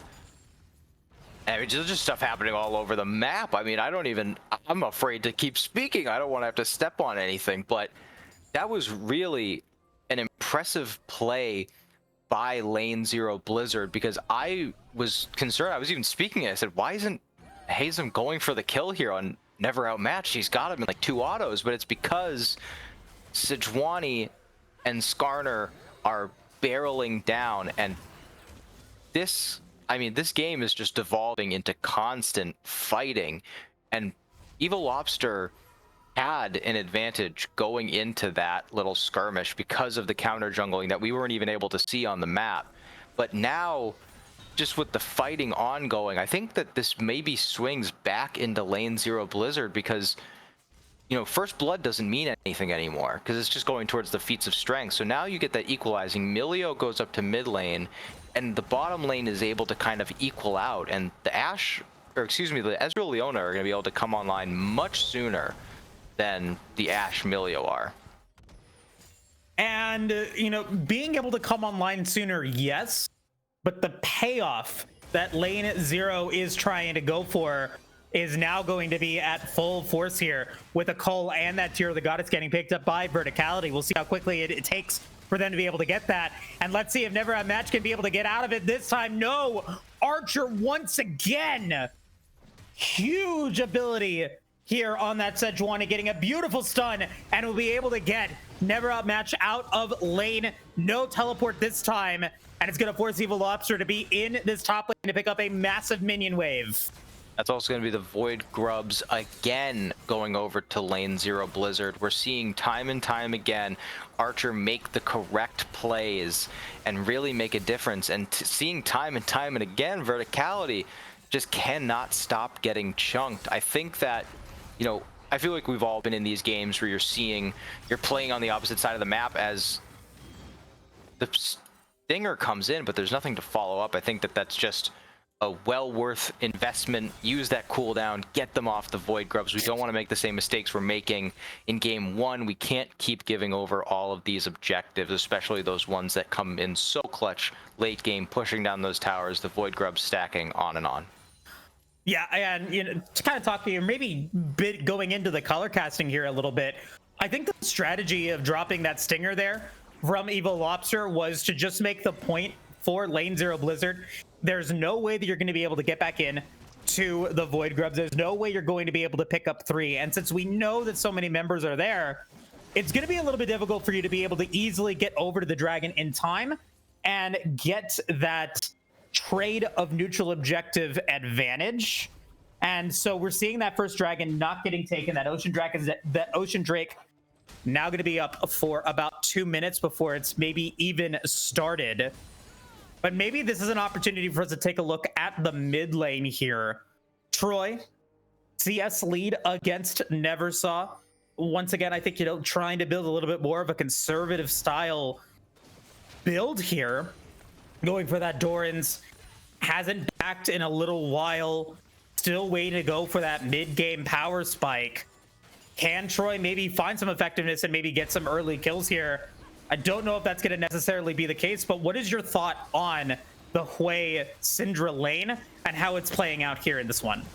I think it is playing out about the way I'd expect, especially with Syndra not getting that amplifying tome until now, because Hui is able to get the CS lead just by having more AoE abilities, but Syndra was consistently getting that health low, pushing Troy under the tower, and now we're at a point where we're about evening out, and both champs, in my opinion, essentially serve the same purpose as control mages that will spike mid-game into late game, and you're going to see trades all throughout, but essentially I feel that oftentimes in these competitive leagues there's this unspoken handshake of like, we're just gonna, you know, we'll poke a little bit and we'll take some CS, but we're trying to just get into the late game as Evil Lobster caught out in his own jungle. Oh, a lot of ultimates expended to be able to pick up that kill against Evil Lobster. 1-1 now, but that is inside their own jungle. No neutral objectives to be taken. And with that kill getting picked up and with Hazem being a part of it, we can talk about a Hazem I think is playing arguably the best in whatever advantage or whatever game he's playing against Never Outmatched. And it's very much a battle of being like, does Hazem scaling outperform Brannyfan on this Ashe in the bottom lane? And if Never Outmatched dies here, I think that, you know, Hazem once again is going to be effective. No will be able to walk away, but yeah, props to Hazem here. Great performance and a great debut here for LZB in the AML. Doing really well. You know, I'm glad that the work he's put in solo queue is really translating here into a strong lane matchup. And Never Outmatched has a bit of an advantage now, but I mean, he has total confidence in this matchup, and I want to give a huge shout out to Archer here, getting that signature pick in the first game, already onto the Heartsteel, knows exactly what his job is this game. Make that CC land and make sure you are tanking up as much damage as possible. And we see, I feel like a lot of lessons are already shown to have been learned from game one. You see verticality, not overextending, not stepping out into that wave. Never saw playing more aggressive here throughout the course of the game. I feel like because they had a bit of an extended break with the remake and really having that extra time, they've seemed to have learned a lot from that first game, and now they are showcasing that in the second one. And Void Grubs are back up. They can try and get up to 4 now. As verticality, I think I just performed my first caster curse.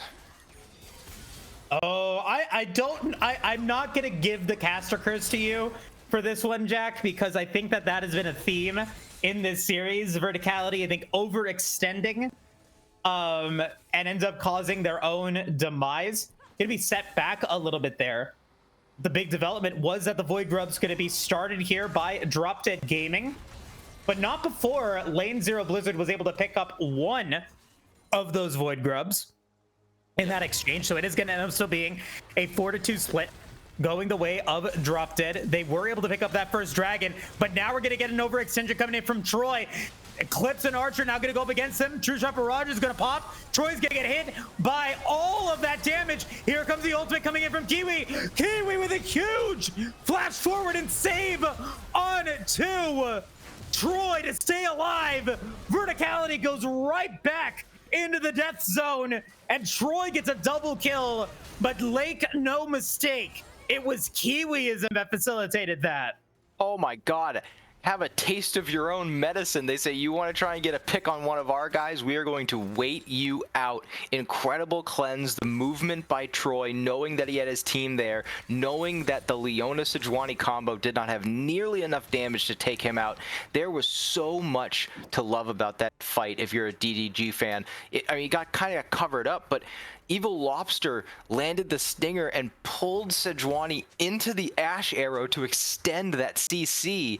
I mean, this is a great way to showcase that it can go both ways. We were talking about LZB having learned from the first game, and DDG says, why aren't you giving us our credit? We learned just as much. We're waiting out these team fights. We're being more patient. We're understanding the situation. They don't have the damage. We just can wait them out.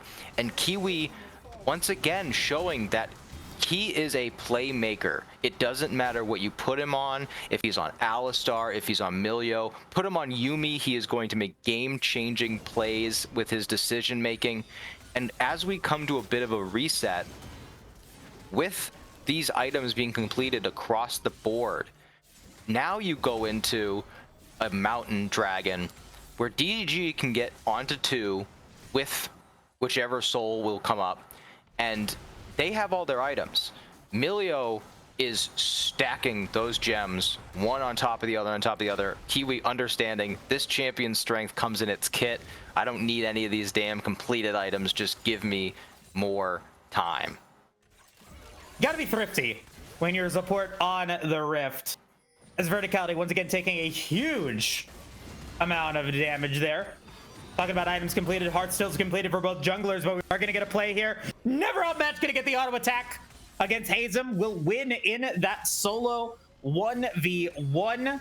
Turret plates are now down. No tower at the moment is there, but take a look at that True Shot Barrage.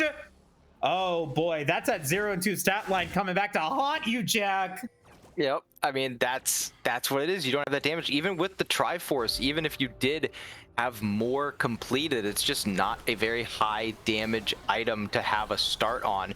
But even saying that, it's it's ironic, because the reason that fight was able to go the way of Never Outmatched is because he was sitting on the Triforce and Jax only had the Phage. So that extra damage coming out on top of the shield with that Camille passive, and these two have been fighting non-stop since the beginning of game 1, and it really is going to shine through when we get to these mid-game team fights, if Camille is going to be able to overcome those setbacks early from the constant ganks, the 2v2 lane that they had to live through for a couple of minutes there. And now that kill is going to prove very eventful as we head into this later game. Like I said, there is not a moment these two will not take to start scrapping. And now with Evil Lobster on the top side, and here comes Archer, we're gonna have another 2v2 fiasco. Another skirmish coming in. DDG wants this one. Evil Lobster with the stinger ready to go. Nice stun from Archer. Did not have to use that glacial prison to be able to get out. Rift Herald has now stunned, and both teams going to go back onto their respective side of the rift. If you guys are hearing that complaining, I apologize. That is my puppy, who is super big. You saw him at the end of last season. He's a big boy now, and he's talking about all the great things that are happening here. As we're going to talk about another skirmish, this time going to be happening in the bottom lane. Eclipse is going to land that solar flare in on a Brandy fan. Going to get cleansed. And now we got Eclipse now in trouble. No flash available. No way to get out. Brandy fan will pick up their first kill of the game. And DDG is going to have a power play for the next 20 seconds. 3 members on the top side of the rift, potentially going towards that Rift Herald. Yeah, I mean, going unspoken there for a moment, Troy did teleport up to the top side, but it didn't really matter. Verticality, just again, isn't dead. How is he not dead? Gonna be in trouble, gonna be able to get back under tower. Now Brandy Van and Kiwi is gonna have to try to get out of that attempted play, but never saw. She gets the beautiful teleport into the unleashed power. Will use both summoner spells to be able to take out Brandy Fan for their first death of the contest, but Verticality is still alive. But are they now going to be in trouble by overextending once again? Arcane Shift is going to be available. They are dead. Oh boy. Troy is going to end up making that play across the rift. A 2-for-1 exchange with DDG being able to take up Hazem on the bottom side of the rift, but now never have matched. Might have overextended here. Is going to get hit by the Glacial Prison, and it's going to end up being Never Saw. She's going to pick up their second kill. So overall, 2 kills for 2 kills. A tower going down in the top lane. A lot of summoner spell economy being used. And yeah. That is an enormous amount of commitment across the entire map, and the movement, the non-stop communication we've had. I think that's 2 turrets that went down in that span. So we are seeing both of these teams, they're clinging on to these laning phases. They want to stay in these skirmishes and these fights, but with this Chemtech Dragon coming up, Rift Herald is up and will be for some time now. They want to try and stay in these skirmishes. Both these teams feel that's where they're gonna thrive. But as we move on into this, less constructed phase of the game in the mid game where everyone's just moving around, you're seeing some of these item decisions really come out. Never Saw with the Cosmic Drive, with the Boots of Swiftness, really committing to the idea that DDG is going to try and start a fight wherever they are. They are not going to hesitate for a moment. So Never Saw knows she has to be able to get from place to place and really move around. And you're seeing a large amount of item parity in other places. Obviously, you don't see anyone other than Mr. Kiwiism with the 3 forbidden idols. But other than that, Troy has not been very afraid to throw out these spells and these ultimates, knowing that... What a move there. Yeah. That was a move. I'm going to let you get back to that point here in just a second, as Hazem does go down. Never Match is now alone on the top side of the rift. That should be inner tower going down, as we are getting a play in the river. Stinger's going to be used in onto Eclipse, but we're going to see Troy getting fear and stun on it. Never Saw. That is going to be their first death of the contest, and now we're going to see Eclipse go down as well. Huge kills going the way of Drop Dead Gaming, which are now going to be able to pick up the 3rd dragon for them in this match. And the Voracious Otacon going to be spawning in the top lane once again. A very different game for Drop Dead compared to game 1. They are in control, Jack. They stayed patient. They committed to that game plan. They did not falter. They knew that the way they were going to win this game is by winning these long, drawn-out team fights. And they go to the bot lane, they commit onto Eclipse, and then as soon as Neversaw oversteps, they immediately turn focus and get that kill. Troy is stepping up huge. The damage being put out by this way is enormous. And when you pair that with the disruption that Skarner can cause, I mean, these team fights across the Rift are going to look very similar to that, with just Evil Lobster sees a target, locks them down, Hui unleashes all of the damage in that kit, and then they move on to the next target. And it's going to be a testament of how well LZB can stay focused during these chaotic fights, because you're gonna have Hazem trying to find an angle, going in. Neversaw is going to be trying to keep their distance. Same thing goes for versatility, verticality, excuse me. And now we're seeing they're trying to fight back and just find their own picks, but the teleport's going to come in.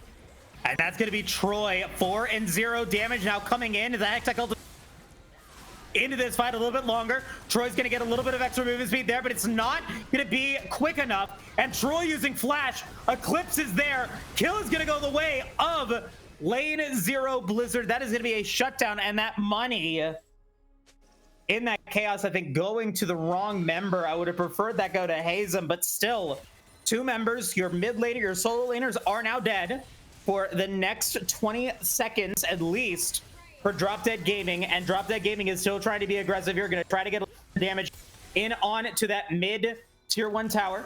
Cozy Campfire, Branding Fan, going to be down to half HP, but they will be able to back up.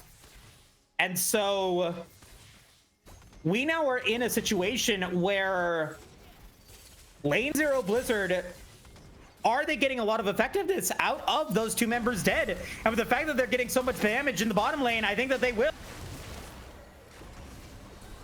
Fight's gonna come in here. Evil Lobster gonna try to come through, gonna try to land the stinger. Hazem gonna be able to get away. Huge Enchanted Crystal Arrow gonna land on a verticality, is gonna be very close to death once again. Every member of Lane 0 Blizzard is now in trouble. They might have bitten off more than they can chew, and verticality very close to death.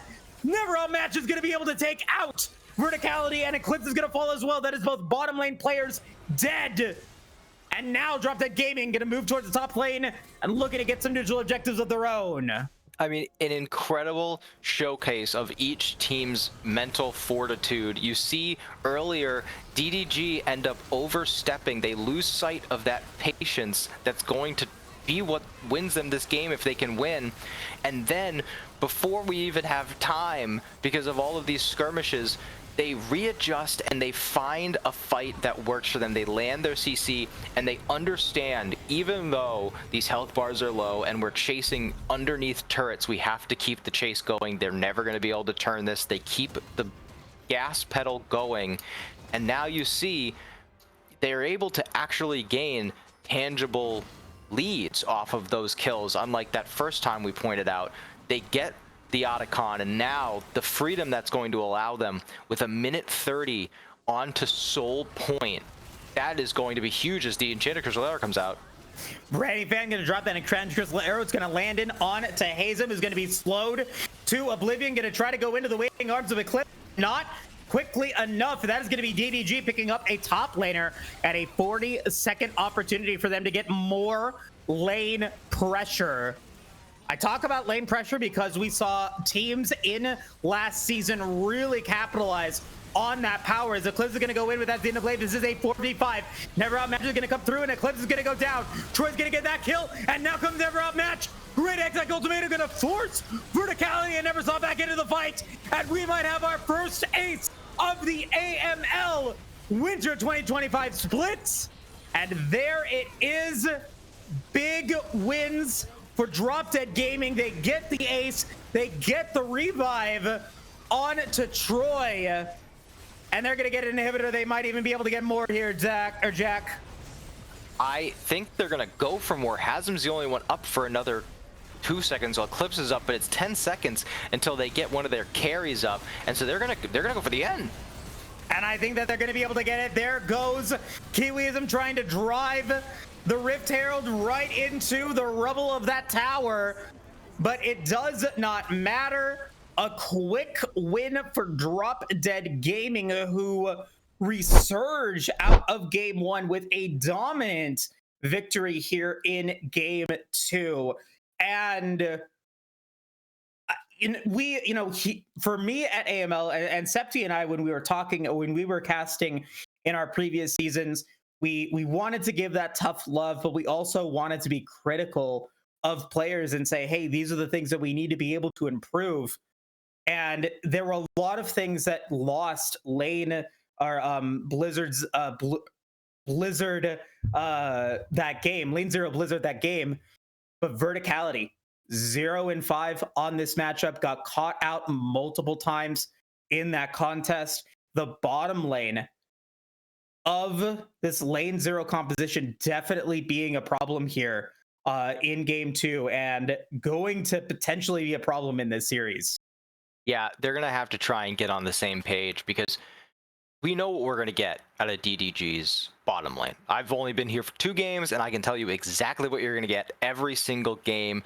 Kiwiism is going to look to get advantages no matter what he is on, and the amount of synergy that they have down there, they are able to collapse and commit to any play immediately. I think this might go against some conventional wisdom, but I think you've got to try and match it. Because in game one, they had the Varus, who's just looking to scale, and he got caught multiple times. I mean, there were points where he was under turret, and we were like, that's too far up. You can't be doing that. And then this game, you're on as safe a pick as you can get in the Ezreal, but you pair with the Leona now, and it's like, well, Ezreal doesn't really have the damage to follow up on any engage that's going to happen there. I really think that they've got to commit to trying to gain an advantage into this lane, so that when they exit out and get into the mid lane, I mean, you saw what Granny Fan was able to do with the Ashe. We were talking about lack of damage. I don't think that they believed that to be true. Definitely so. Caddy, do we have a stat, the in-game stat sheet for game two? We'll see if we can. We'll see if we get that one. But I'm expecting that Branny Fan able to excel in terms of being able to get that stun, having those stats that aren't necessarily seen on the final stat page.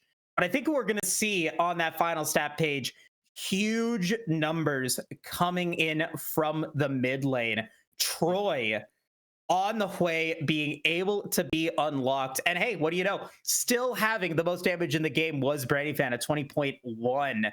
But I think the power of Troy being able to just unlock in game two, being in those right places, right times, it didn't matter if the Sejuani was there, it didn't matter if the Jax was there, they were still able to be effective. And I think they were a huge difference maker here in this contest. And also Evil Lobster as well. Once they were able to get that skewer, once they were able to disrupt those team fights, it became a much harder game for Lane Zero Blizzard or to just come back online. And the gold graph again also shows it. You've got that one valley there at the 24-ish or 23 and a half a minute mark. But other than that, it's all Drop Dead Gaming, and a little bit of retribution as well for never outmatched on this Camille. I think, well, they maybe had an even game with Hazem. They definitely had more impact than the Jax. Yeah, they stayed committed to what was going to win them this game. And they may have faltered at points, but, you know, it's first game of the season. What matters is that in the end, they were able to stay committed to that game plan, to that win condition. And I also think that this goes to show some other lessons learned from that first game. You know, they give over the Cassante, they give over the Varus, and even though the performances were varied, the win was able to come through those very strong champions. And then this time, they pick up the Skarner, they pick up the Ashe, and they're able to utilize these champions that, you know, on paper, we may point out Ashe's lack of damage, and we might point out Skarner, you know, taking a bit of a backseat because Evil Evil Lobster likes to go for a more early game, more counter jungle focus. But once you get into the mid game, once you get into the late game, these champions, they're strong for a reason. They're considered meta champs for a reason. Yeah, I love your assessment of that, and talking about, you bring it back to that fearless draft as well. And as we take it to the break, I think something that the viewers and everyone needs to think about now is, now that 10 champions are off the rift, some of those really high value champions are now no longer available. Does Lane Zero Blizzard have the depth in their champion pool to be able to find the champions necessary to be able to win at game 3? If DEG is able to make that a stomp, I think it's a message to Lane Zero to be like, hey, you need to make sure that you have enough champions available in your pool to survive into game 3. And when you get into the playoffs, make sure that you have enough champions in your pool to be able to survive into game 5. Nonetheless, though, as we take it to that break, Jack, once again, you chose the correct Drake. It was that Chemtech Soul. There's a bit of a curse on me every single season. I end up losing the first week of matches, and you're on track to doing that again. But with that, we're going to take a quick break. When we return, game number 3 will commence. Going to decide this series. We'll see you soon.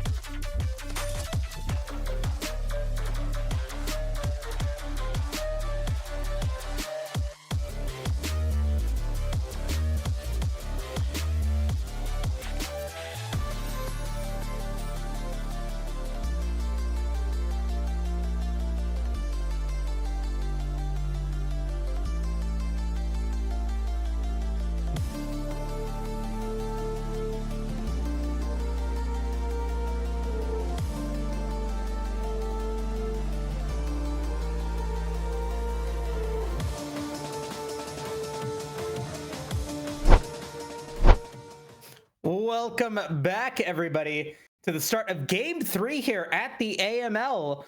Once again, we're going to see another Game 3. This is the 4th season in a row. The first season game ends up going to that Game 3 tiebreaker. And we're going to be seeing that Fearless Draft come into effect once again. And so, Jack, opportunity for you to get your opinion here on how Lane Zero Blizzard with side selection gets to optimize their ability in the bottom lane. I criticized verticality scoreline in the first 2 games. I want to see them pop off here in Game 3. And now, given side selection, given the Fearless Draft, how do you think that they do that? I think that, first of all, you got to pick below, because you need to get the first pick once you get this late into a Fearless. You got to try and pick up some of those strong meta champions. It's what's proven to be the difference in this series. And there's still a lot out there, not specifically to bot side, but, Vi is still out there. If the Jace isn't banned, it's still out there. There's a lot, even strong mid laners, Victor's still out there. But when it specifically comes to the bot side, I think you got to pick something that early game can make a difference. You've got to pick something that is capable of getting some agency early. So maybe they, I see the Caitlyn's banned here. I think that's very smart. I think you got to try and pick something like the Kai'Sa, like the Jhin they banned last game. I think they need something early game. But DDG's strategy is pretty clear. They get blue side because of Lane Zero Blizzard choosing to have that last pick. And DDG's not going to waste any time. They want the new champ. They want Mel from Arcane, bring her into League. And I think that is going to translate into what DDG is going to want to do, what they did well to win, and have that early game pressure in lane translate into tangible achievements down the course of the game. And unfortunately there, Jack, you got played by the oldest AML trick in the book. They tried to predict the right champion, or the champion that they were going to go for, and then they switch it last minute. The Zillion is going to get locked in for Drop Dead Gaming, was banned away from Lane Zero in the first 2 games, but we are still going to be seeing that Mel coming in from Lane Zero Blue, or I'm sorry, Lane Zero Blizzard. I'm sorry, I'm dyslexic. I am autistic and all the wrong things. But anyway, back to the draft. I'm excited to see the Zillion because it was banned out in the first 2 games. Mel, however, and I will say this because I say this every single time we see a new champion played on the Rift, it is such a double-edged sword. If you are able to find the right avenue for you to be able to excel at it, if you have the right experience, it could be a very difficult champion to combat against because you don't know how to combat against it because it's so new. But because you are so new, do you have enough experience on it to be able to excel? It's one of those Yasuo either 10-0 or 0-10 moments, and it's going to be paired up with that Seraphine. I like the Seraphine here, giving that Mel a little bit more of that protection. I think Mel is a unique champ. The last 2 times Riot has made a champion that is very, very basic in its skill set, they have both been supports. We see the Milio last game and the Seraphine this game. So I think Mel, I've been trying to say it's not obviously kit-wise similar, but think similarity of like Garen. Your Q is long range, your E is a line projectile, your W is a reflection shield, and your ult just does damage everyone you've hit. It's a really basic champion, but that lane phase is so dominant that I think that Mel kind of gets that edge, especially in a competitive setting, the damage she can put out. I actually think paired with Seraphine's my favorite champ in the game. I think it adds so much to any team comp, and I think that going away from my earlier suggestion, I think you give the Seraphine here to verticality, and you say, okay, we're going to commit to you not needing to be a damage carry in this game.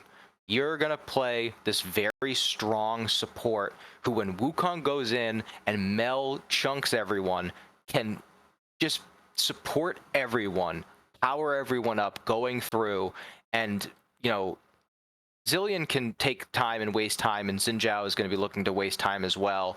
But Seraphine can keep everyone going. So as we enter the second phase of the draft, I'd like to see them kind of work around letting those team fights take as long as possible, because Zillion's going to stall things. We've seen both teams try this comp of just stall out the fights, see whoever stands last. Definitely so. And as we are building, I'm going to compliment both of these teams. I feel like they are drafting compositions that we're not saying what's going on with this champion here. The most that we saw that, I think, for me personally, was that Kindred in game one, but Archer definitely proved me wrong there. That was always the plan. But we're seeing both of these teams trying to draft a composition. And I love that Lane Zero still opting to go for that Wukong to try to get that extension of that Encore. You knock them up with the Cyclone, you follow that up with the Seraphine ultimate, you then get that big damage from Mel, and you're just unstoppable at that point. And I also love the response. Xin Zhao, Crescent Guard, trying to be able to stop that Encore from being able to get into the back line. And then in response from that, what's a good way to get away from that Xin Zhao ultimate? How about an Aphelios that drops their damage on top with their ultimate? And so really good heads up plays coming in. Lane Zero trying to get some of those mid lane champions away from Troy with their bans with the Rise and the Talia. Meanwhile, Verticality is once again going to get targeted here.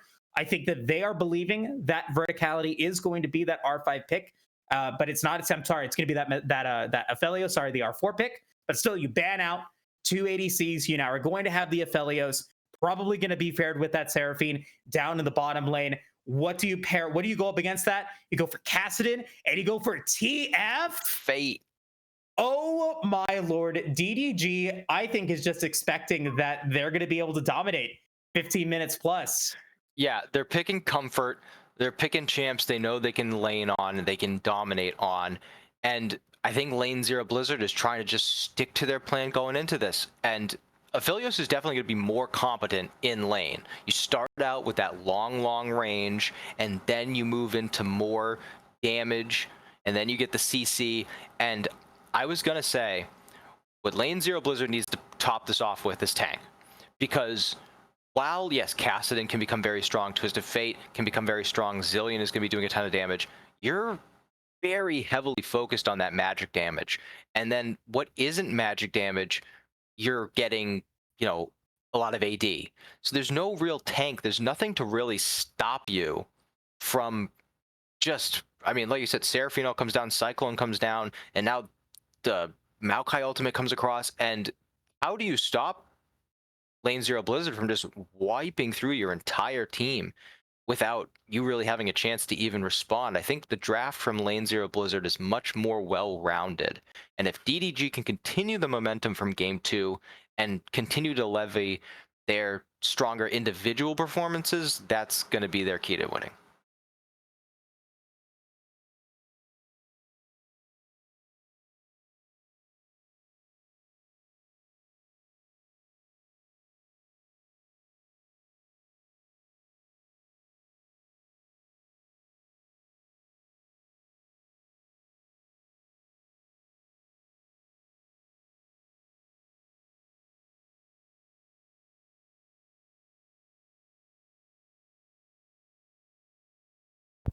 Was muted because my dog was barking at me. You just saw him a little bit earlier. He's a puppy. I apologize about that. But the comment that I was bringing up was, if Drop Dead Gaming is able to excel and if they're able to win this one, it's gonna be off the back of Branny Fan being able to survive in a composition that has no protection for them whatsoever. The revive needs to be going on other players in order to be super effective. And if you end up getting Dove, the Jhin is going to die regardless if they have the revive or not. But what Branny Fan is known for, what they're very good at, is being able to stay on the Rift for a considerable amount of time. In both of the games that we've seen today, we have seen that. 0 deaths, I think, in game 2. No, 1 or I think like 2 deaths on the Corki in game 1. in both those situations, really excelling at being impactful and being on the rift here. And so if Brandy Fan's able to do that once again, DDG can potentially have that damage and force lane 0 into a really tough situation. If we get into a team fight phase, and if we get into any team fight at all, I fear that lane 0, or I fear for DDG, because lane 0, I think, just has the more well-rounded composition, as you were talking about. But let's go ahead and get into the Dragon Draft here, Jack. As I alluded to, you won the Dragon Draft in game 2. You are on your way to sweeping me out here in the first week of play. And I'm going to switch it up. I'm going to go with the Hex Soul here in this one to start it off. All right. I'm going to continue trying to get some classic strong dragons that we haven't seen a lot of. I'm going to go for Infernal, and I'm going to stick with Cloud. Cloud. Okay. I have a sinking suspicion. My third eye is telling me that it's going to be a Cloud Soul take, but nonetheless, I'm going to go with Mountain, and I'm going to go with Chemtech, and so I'm going to leave you with Ocean the Dragon there in game 1. Jack, however, first series back casting here, League of Legends, looking at these two compositions, if we didn't know what we know now, or if you know, knowing everything that you know now about these teams, knowing how they played in games 1 and 2, who are you putting your money on? I gotta put it on lane 0 Blizzard here. I know that they're the new team and DDG is the established favorite, but for them to really show off their individual skill, Cassin's gonna have to find a lead. TF's gonna have to find a lead. And how are they gonna do that when Twisted Fate's throwing playing cards at a living tree? And Kassadin is trying to get kills and advantages in lane, and Mel is 2 screens away from him. I mean, once you finally get into a position where you're able to team fight around the rest of your squad, how do you get through the Seraphine shields and Wukong cloning around the range that they have? I really think lane 0 Blizzard has built a very cohesive composition, and it is going to take a lot from this squad of DDG to showcase that, no, we are winning these games because our players are a step above the rest.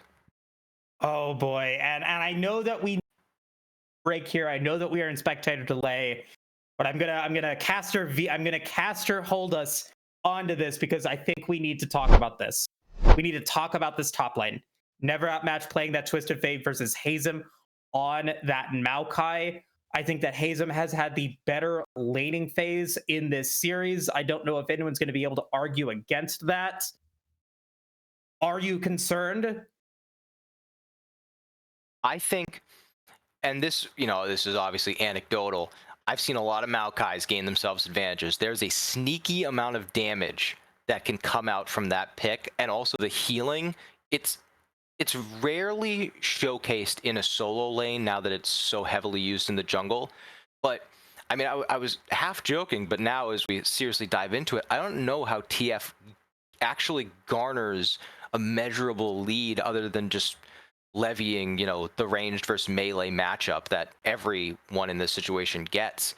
But I think that this is another, we started this entire series off with a conversation about Fearless, and now we're here where a lot of those carry tops have been played or were banned, and now you have to show, I have shown you as Hazem, I can be a good carry top laner. Now you got to show us that you can be a tank, you can facilitate for the rest of your squad, and you can, really go from being the front facing person to kind of being someone who lifts up your teammates. Perfect. And I will have to see if that's going to end up being the case here. We're going to take that quick break to finish the spectator delay. Going to give you guys an opportunity to get your popcorn, to be able to go to the bathroom, do whatever needs to be done. So I think that this game is going to be chaotic and explosive, and I'm going to have a lot of work to do. So you definitely don't want to miss it. We'll see you guys shortly.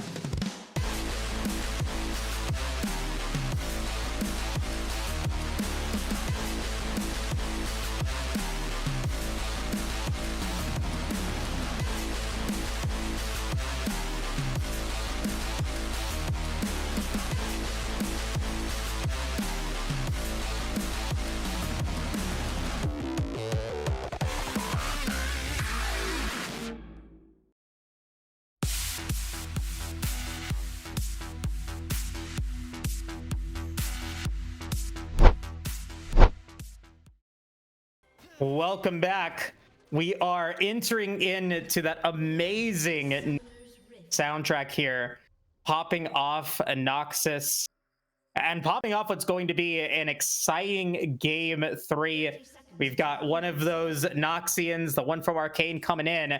And for the first time in this series, we're going to see an aggressive start to this series as Lane 0 Blizzard is going to try to go in. Hazen going to take half of their life thanks to Brandy Fan landing that root. And now all 5 members of LZV could potentially be in trouble. Archer's going to be forced to flash away. That early invade going nowhere for Lane 0. I mean, didn't you just say you're going to have a lot of work to do? They didn't even give you a second to prepare. The first time in this series, we see something abnormal off the start. And as we look at the results of it, Archer down the flash, and other than that, everyone reset. So that's going to be the only consequence of that early draft. I actually really liked seeing the discipline from DDG there. They knew that they only had 3 members in that bush. They had to wait, and they knew they didn't have that early game damage. So they just took what they could get, set Maokai back. He's going to have to walk to lane. And now we're seeing the first lane swap of the series as well. I think that what we're seeing out of both of these teams is a very serious approach to this game 3. I understand that DDG has a bit of an interesting non-traditional draft. A very funny comment I saw, someone said, surely this must be the 97th game of a fearless draft to get this composition. But I like seeing that this isn't just, you know, let's draft some champs we like and then get into game and see what happens. They are fully cognizant of their win condition. They must get through these early awkward phases the comp is going to show, and then they are going to have to scale and show up late. And, you know, Twisted Fate's not even getting to throw the cards at the tree. He's throwing them at himself at this point. And I wonder how much of these different lane swap or different lane assignments were due to that first initial gank play from Lane 0, or if this was always the plan. I think for DDG, I think it was always the plan to have the Ever At match go into the top lane, but we've seen Verticality and Eclipse going into the mid lane, forcing Brandyfan and Kiwi to go up against them in the mid lane themselves. Troy gonna take a significant amount of damage, is gonna go for an early back here, potentially. No, gonna wait, has that Dark Seal. Hazen gonna be down in the bottom lane, and just everything coming up chaotic here at the beginning of this game. Yeah, this transcends lane swap. This is like you're installing League for the first time. You've never played the game. Go where you want. They are just flying out here. Neversaw can get this kill if he keeps going. Soken has him. And now it's going to be Lane 0 Blizzard. Gonna get 2 kills. First Blood is gonna go towards Neversaw as the melt in the top lane, but it is gonna end up being a 1-4-2 so far. But now Evil Lobster gonna go in against Archer as that Xin Zhao gonna go for the audacious charge and will be able to pick up Evil, or pick up Lobster. So it's gonna be 1 kill for Troy, 1 kill for Evil Lobster, but importantly, 2 Dark Seal stacks for this Kassadin. Very well fought by both teams. They understood the patience. Flash forward by Kiwiism, trying to make plays again. Be the slow. Verticality gonna flash away. That's gonna be Summoner Spell down. Is now gonna potentially be in trouble. They're gonna be forced to flash away as well, as Hazem is gonna Branding Fan back into this fight. Not gonna go for the flash, will go down. Meanwhile, in the top lane, Troy, or Never Outmatch, is gonna take out Neversaw on this Mel. That is gonna be their first death. Still has that teleport ready though. I mean, this is why you play the games. We're over here talking about, you know, DDG is going to have to find advantages, and I don't know how, because of how well constructed the team fight on Lane 0 Blizzard is. They just have to get to the point where they can utilize it. And as we're saying that, Kassadin has a kill and 2 Dark Seal stacks. TF has a kill, and he's starting on that call to accelerate that scaling. We've seen great plays out of Evil Lobster, and he's only going to get more and more ahead as these fights progress. And also for the first time, Verticality 1-0-0. Yeah, gonna be able to get that kill there, and Evil Lobster a little bit forward, but sense that something was wrong, is going to go back. But now Hazem is there, and they're going to die. Archer's going to pick up their first kill against Evil Lobster. Stun is going to land as Never Outmatched is going to be the next target here. Flash forward. Going to end up getting rooted by Mel. Never Saw finding those abilities and landing them this time. Going to pick up 2 more kills for Lane 0 Blizzard as Drop Dead Gaming is going to move back down to the bottom side of the Rift. Branny Fan is now here after going to the mid lane. And oh my lord, we're not even 6 minutes into the game. And I don't think any team is even looking to go for Dragon or Cubs. It's just kills. Just fight. Just find your advantages. But we see the strength of this LZB composition. You get the Maokai, you get the Wukong in the front, and Mel just laying down the artillery. And how do you combat that when you're playing Twisted Fate? You simply cannot match the damage output or tank what you're getting. And then Xin Zhao is forced to bear the entire responsibility of tanking the damage and dealing the damage, and you can't operate like that in essentially what becomes a 1v3. So I love what I'm seeing out of LZB. I love the movement on the map. They commit back down to the bot side to get these dragons started up. The objectives are the key in this season. Evil Lobster is looking to try and make a steal, but you don't want to just give your life over. It's not worth it. So, but now he may have mispositioned. He's on the wrong side of the map. He's going to be able to dash away there, but we're seeing some of these trends throughout the series. You know, they're not just dumping the previous game. They're learning from every single game, and LZB seems to have recognized, yeah, we have kind of these chaotic games. We got to pick some champs that are strong in the mid game so that if we do get an advantage like we did in game 1, we can actually capitalize on it. And all of those lane swaps, we saw another lane swap in, or another movement from Verticality and Eclipse into the mid lane before that dragon fight. The response of that, Evil Lobster and now Kiwi going to be going for those Void Grubs. And now another rotation from Granny Fan going back into the mid lane. The advantage that DDG is getting out of this one is all of the experience that Brandy Fan is picking up now. Level 6 above Verticality at this point, as we are going to get another play here into the top lane potentially. Kiwi not yet level 6, cannot yet go for their revive just yet, and not able to land the stun's going to take 1 turret shot out of that one, as a teleport is going to come in from Hazem onto the top side of the rift. Kiwi gonna try to get that extra movement speed, should be able to get out of that one just fine, as Nature's Grasp is gonna get popped to land onto nobody. And I think that that's the big thing that I think we need to really keep an eye on here, is how much experience, how much solo lane experience is Brandy Fan and Troy and Never Outmatched getting because of all these lane swaps. Yes, it's going to prove fruitful, and I thought you were reading my mind there when you were talking about solo lane experience, because what I just saw told me Hazem has not played a lot of Maokai.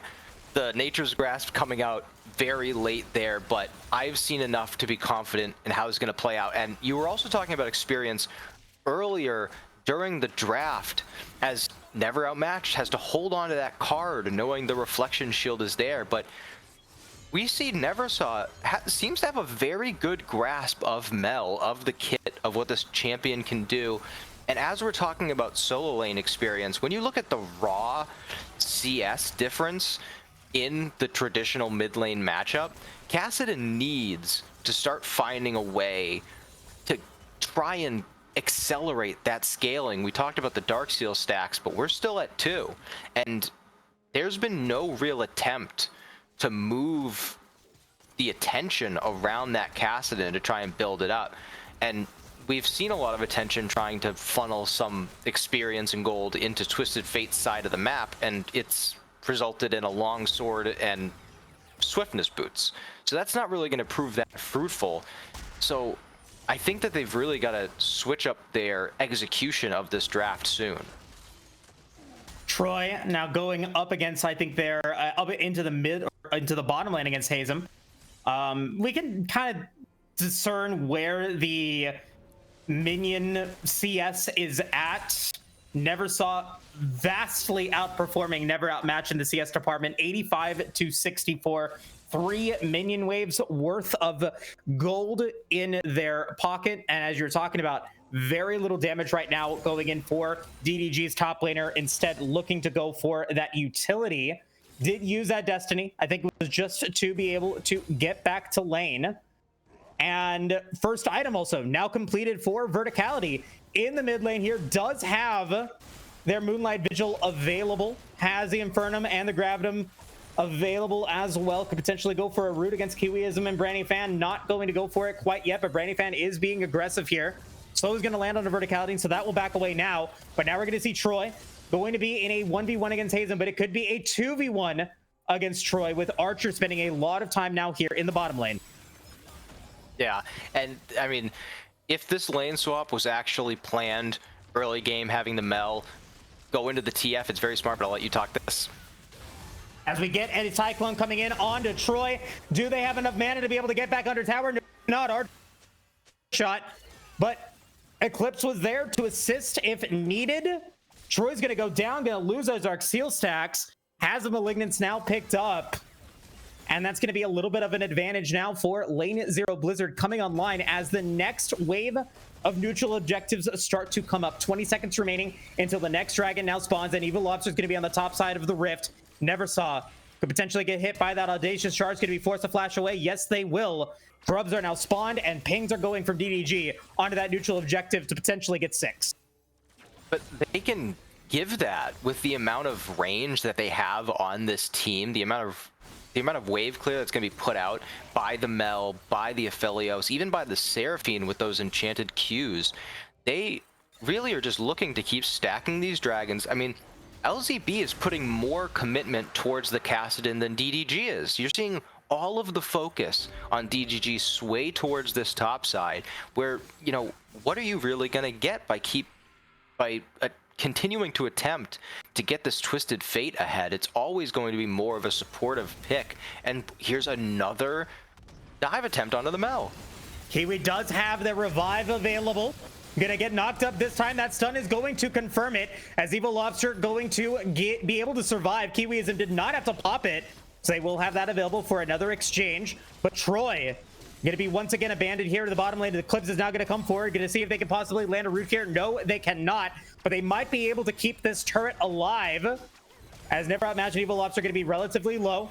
Here comes Kiwiism once again, gonna get the moves being onto Evil Lobster. Revive is back up. Encore is going to land onto Kiwiism, but the turret is gonna go down for Revive. First turret given to DDG to give them a slight gold advantage at the 13-minute mark.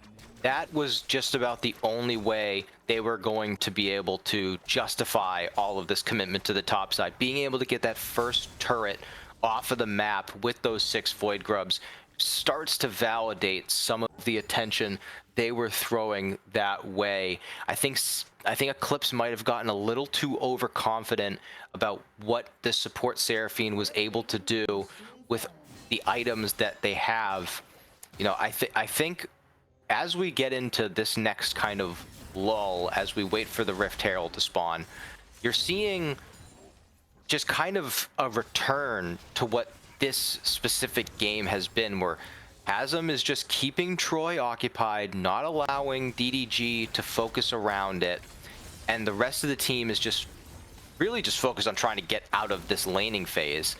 And as you see what's going on bottom side, I hate to keep returning to this, but I can't think of a point where Hasm hasn't been pushed all the way up into the turret, taking turret shots, trying to land some damage on Kassadin, and you see no commitment from DDG to try and accelerate this Kassadin into the mid game. And when you're 2 minutes and 41 seconds away from Soul Point, you have to start thinking about the next phase of that game. And, you know, we're seeing decisions being made. We're going to try and counter jungle here, but this is where you're going to see the range come out and the team fight come out of LZB. I mean, every part of them looks more confident than any of the 2 games played. Even Verticality, I mean, he's 1-0-0. He's been keeping well with farm. As we are going to get a team fight here. Nice Encore going to land in on an ever. And Evil Lobster, where Brandy Fan's going to be able to get it. That artillery in the back line now going to be big, as Verticality is going to try to go in. Going to finally go for that Moonlight Vigil, and will be able to get it onto Never Outmatched, but very low health bars onto Never Saw, onto Verticality. Verticality is going to go down, as Mel is going to be able to get that shutdown, but now Troy who has been abandoned this entire game, comes into the teleport and is able to pick up another kill on their stat line, shutting down the Mel, who is now 3-3-3. Great response from DDG. I mean, I love that response from Troy. Troy sees he's down farming under tower and he says, you guys won't fight around me, I'll come to you. He teleports into that top side. He's able to pick up a kill on the backside of that fight. But that fight showcased DDG's communication. They see that they're overextending a little bit, but they know that they can't just run out. Brannyfan sets up with the Jhin ultimate, able to pick off one of the members' Eclipse, and then you see Verticality.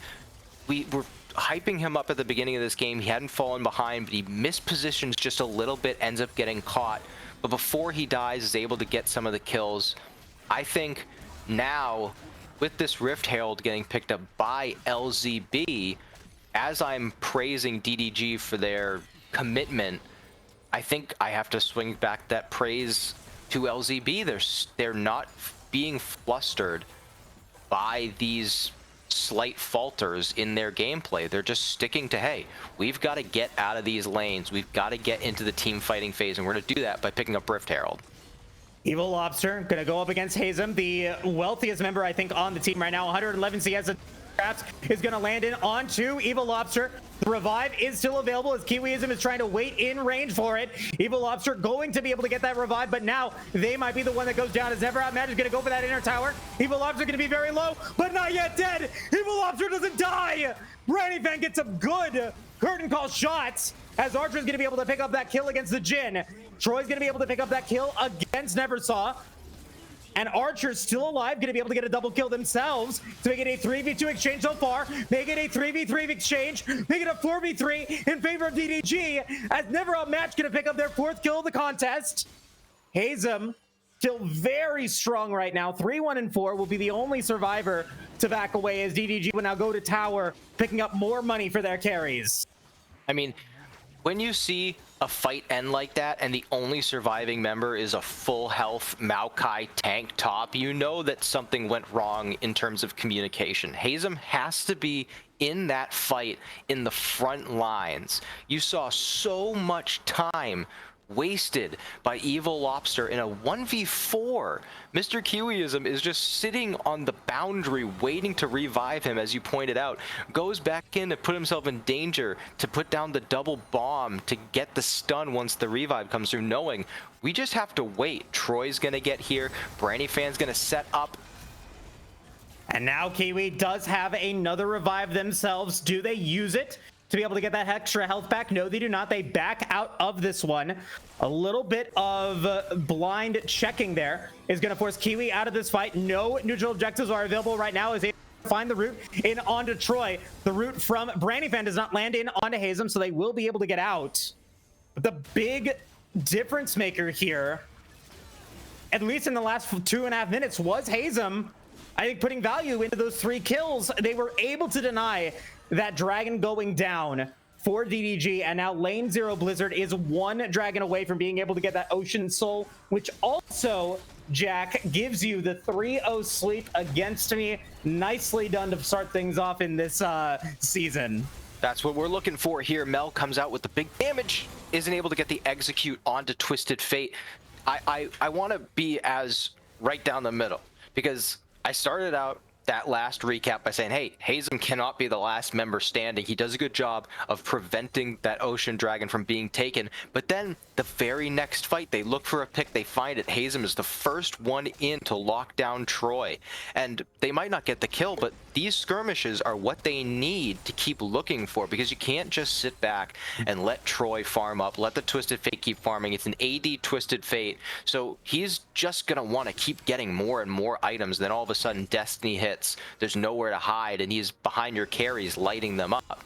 So Hazem completely corrects and gets into these skirmishes that secure them that soul point, and now you essentially just have to apply pressure, which is what they're doing to Verticality.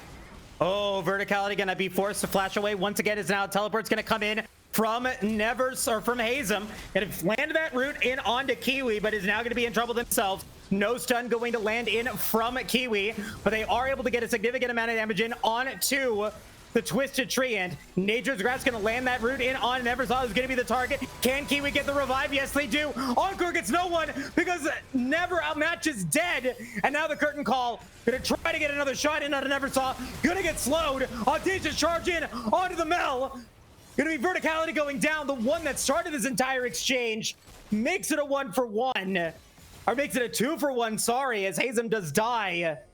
And now DDG, what can they do with this 4v3 power play? I mean, they have to keep applying pressure. You can't give up anything right now. You have to try and just make these two artillery mages work.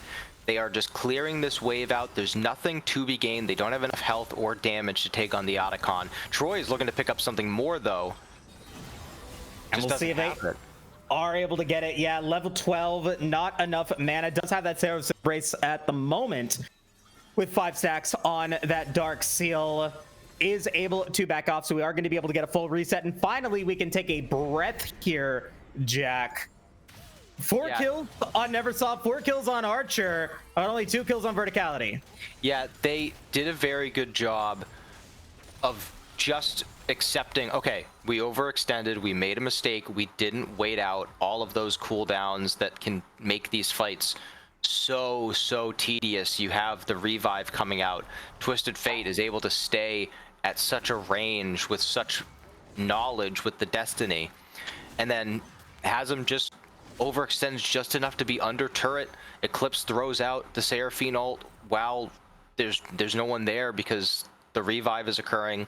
So you have to just accept, okay, we made a mistake, now let's rely on the basic safety that this comp provides us. Let's just clear the waves. There's nothing for them to gain. We don't have to go crazy and overextend. And then you see the fruits of that decision coming out when Troy tries to go in and there's nothing to get. They're under their turret. Wukong comes in and pushes them back. And now, I mean, that's just a glimpse we saw, but when you have an ADTF, you're not getting a whole lot of damage being put out in any situation other than a team fight. When you're going up against, Seraphine's just gonna shield it. You're never gonna be one-on-one in a lane with Wukong. Mel is out of your range. Aphelios is out of your range. Wukong, or Maokai, excuse me, is just gonna eat it. So we're seeing time and time again, we kind of fall back into that new normal this game is providing of just, we wait out now. And I personally like these games where it's just objective to objective. Who flinches more? Who makes the first mistake? Who blinks? And with Otacon up, with Baron up in a minute 45 and Dragon up in 30 seconds, I think at some point DDG is going to have to find an angle to commit, and I think they found it right now. As we see the kill knock up onto Verticality. Oh no. Destiny finds him perfectly there, and Verticality, again, how many times do we keep saying this? He's the one to get caught out. We've said it time and time again, and I hope that Lane Zero does take a look back at these games and sees the comments that we've been making. That is going to cost them huge in this series. Had Verticality survived, Lane Zero might have had the opportunity to go for a Baron contest. They might have even had a chance to contest contest the Ocean Soul that would have put them so far ahead here in this match, but that is not going to be the case. And it's going to be another 5 minutes before LZB could potentially threaten that Ocean Soul once again. And this next team fight is going to be a doozy here, Jack. Every single summoner spell is going to be up, and it could happen at Baron, it could happen at a lane. With a chaotic game like this, anything is possible. I think if anything, the only positive note LZB can take out of that is that for the next 5 minutes, the game has just become a lot simpler. The only thing we have to focus on is the top side of the map, the Baron and the Otacon. That is going to be the key to winning this game for either team. So of course, Verticality going down is never good. Giving over the Ocean Dragon is never going to be good, especially a dragon like that even one of them can provide a meaningful buff to your team. But now, Baron has spawned. We just sit topside. Don't let Verticality be alone in the lane, because DDG, as we talked about at the very top of the day, this is a team that has played together a lot. They know how to play as a team, and you see the split-second decision-making come out. The Destiny goes down, Xin Zhao follows up, and it is just what we've seen the whole series, is this decisive decision-making coming out. And also what we've seen the whole series is Verticality being at the wrong end of those decisions. Yeah, and the counter to that point is going to be Kassadin. That Troy now going to be at level 14, looking to pick up their third item with their Seraph's Embrace now completed.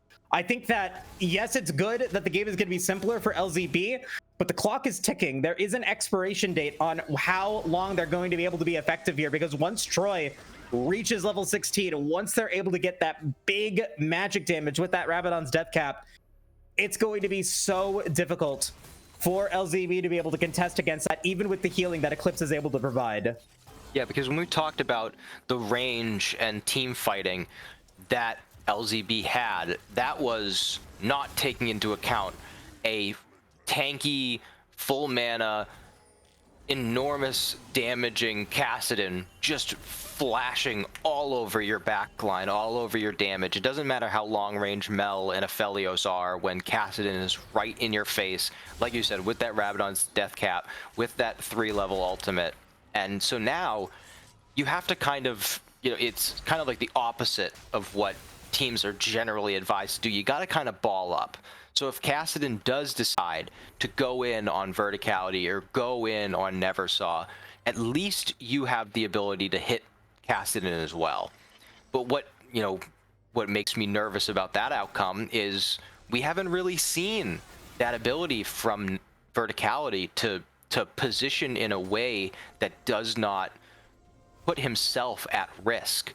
And so now we're asking Verticality to do something they have yet to truly show they've mastered. And when it comes to, this Baron, the Otacon, you lose a fight topside right now. It's not just like, all right, well, let's just not make that mistake again like earlier. It's, okay, now we have to change everything because we are so far behind. We're 27.5 minutes in, and those death timers are going to be huge. Those impacts of not having that champion on the Rift for 50 seconds can be the difference maker here. And the top lane has been the pressure point, but neither team has been willing to pull the trigger quite yet. And so now we're going to see that cross Rift play come into action with Dragon spawning in a minute. Ocean Soul still on the table for lane 0. If they are able to pick that up, huge opportunity for them to be able to do that. But Drop Dead Gaming is the one that's had river control. They've the ones that are warding on the top side of the Rift, and they might be able to steal this autocon and be able to get some extra protection for their team for this next big team fight. I've been like subtly dissing this Twisted Fate pick, but this is something that the Twisted Fate allows you to do. You have this secondary ADC almost, and you're able to just sit off on the side, and now everyone on DDG essentially has Guardian Angel, and for nothing. Or maybe they can get Kiwi here. Yeah, we'll see if Kiwi is able to die. Just go for the revive first. We'll guard available. Eclipse does have Encore up, but the Crescent Guard is now in. Never Out Magic is going to come through, as well as Verticality is going to go down to Brandy Fan. Going to be able to thread the needle. That's going to be 1 down. That's going to be 2 down. Drop Dead Gaming are looking to get another ace here, as Neversaw is going to be extremely low. Another revive is going to come in for Drop Dead Gaming, as Troy's going to be able to get a double kill, able to take out Mel with the extended exchange, and now Archer is going to be the next target. Will be able to take out that Guardian Angel from Troy, and it was a doozy for sure. 8 summoner spells used by LZB. 6 summoner spells used for Drop Dead Gaming, and it's Drop Dead Gaming that comes out on top. And they averted, though, disaster because they're able to keep Archer and Hazem alive. The tanks are still up. The jungler, importantly, is still up. You can potentially, I wouldn't suggest it, and it doesn't look like they're going for it.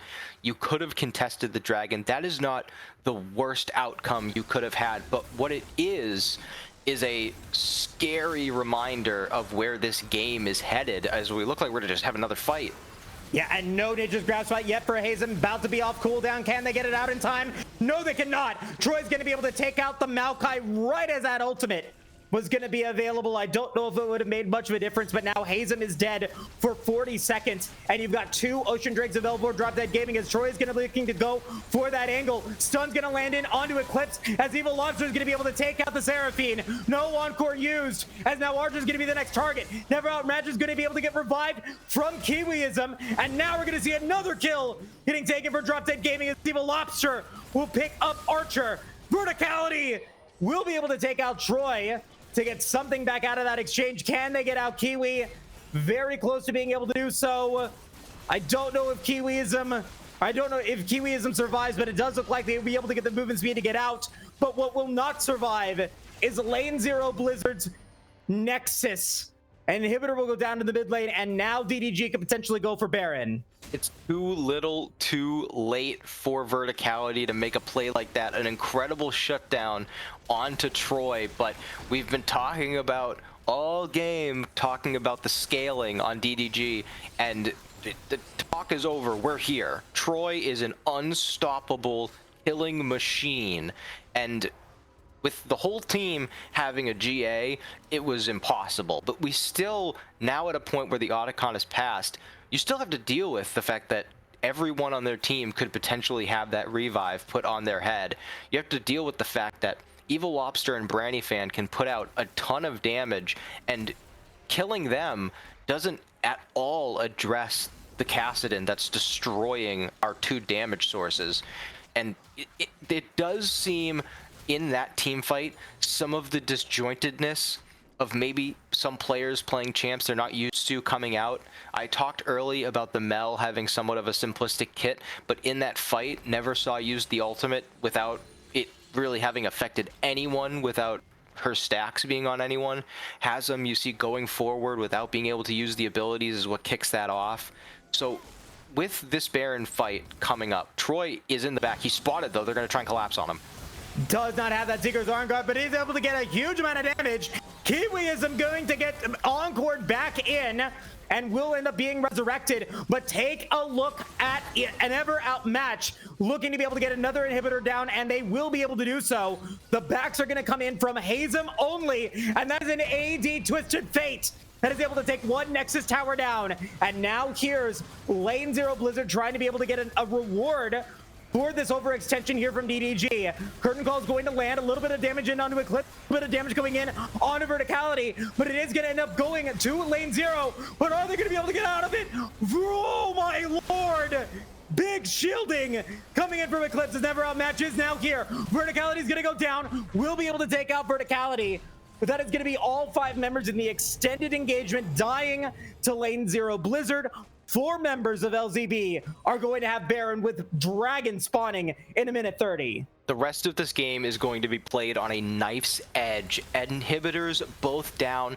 Destiny being able to be procced at any moment. Like you said, the ADTF will melt these turrets with 6 Void Grubs.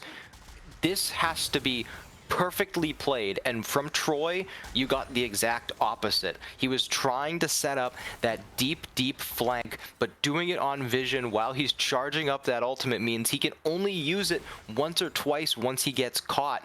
Great communication by LZB to collapse onto him, but like I said, we are at the late game. We are at the point where DDG, you no longer have to say, you know, if they make it, when they're there. So now everything has to be perfect. You have to play the team fights perfect. You have to hope for DDG to make mistakes. That's not something that always gets mentioned, but when you have a comp that has the ADTF, the Jhin, the Kassadin at 34 minutes, you have a Zillion who can just say, nope, this guy's not dead yet.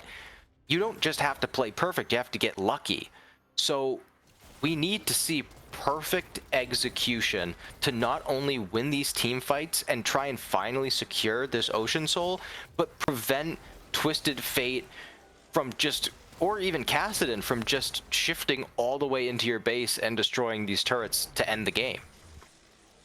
Going to push that extra lane forward as Troy is going to come back in. I am not seeing any golden available for them as Evil Lobster is going to come to try to go in for that backline once again. Troy not on vision this time, and is going to be there with now never outmatch. A complete collapse onto lane 0, as Brownie Van's going to be able to take out Eclipse. That's going to be 2 for Drop Dead Gaming. That's going to be 3, as they're looking to be able to get the ace and win this series 2-1 with 4 members of LZB dead. It is going to be a win for them, or for Drop Dead Gaming, as they have another great team fight in this game 3. They perfectly execute the flank. Troy has no hesitation in pulling it off. Mel was in base trying to prevent a backdoor, and you see why DDG is the veteran team in this league and why they are going to win this first match.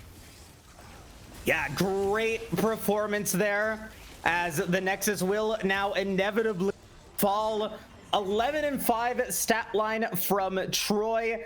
Did make a couple of mistakes in that contest, or in the match. I think, overextending a couple of times, but I just think that the chaotic nature of the start of the game just didn't reap the benefits that LZB was trying to sow, giving that solo experience to Branny Fan and to Troy, and Never Outmatch was really able to do whatever they wanted on that AD Twisted Fate.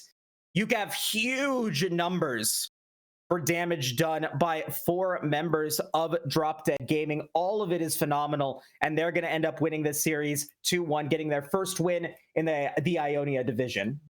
Yeah, I think in this game, you saw the difference between a veteran team that has played together multiple times and a team that has very strong individual members, but is, still on the path of putting it all together as a unit.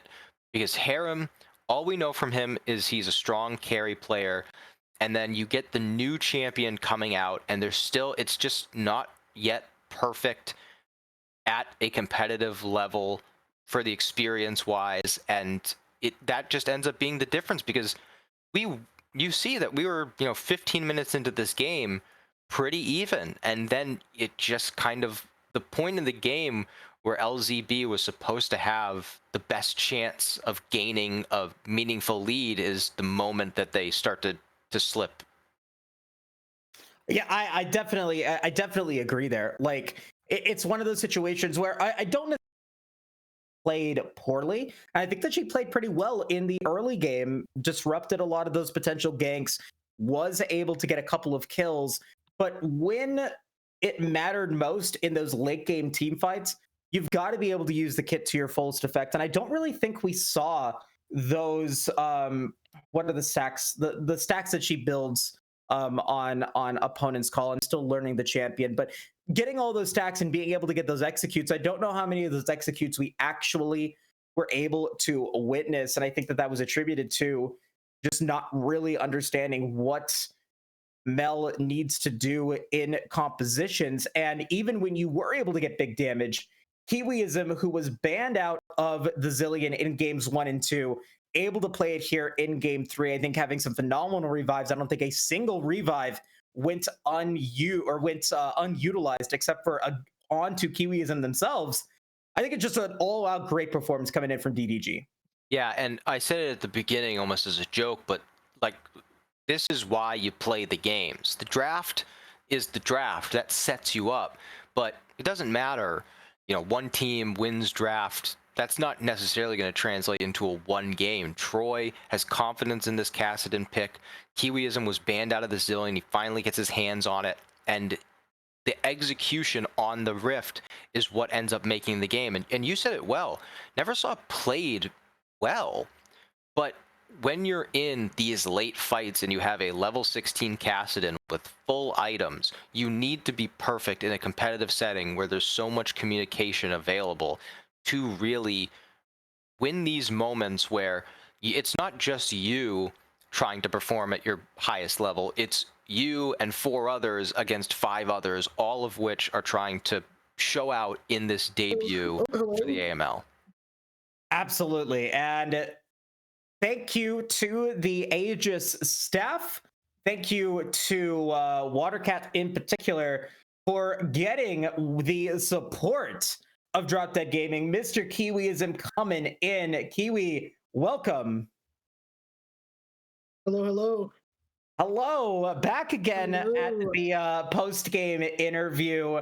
It's been a minute since since I talked to you, at least, but overall, pretty solid performance coming in from the squad.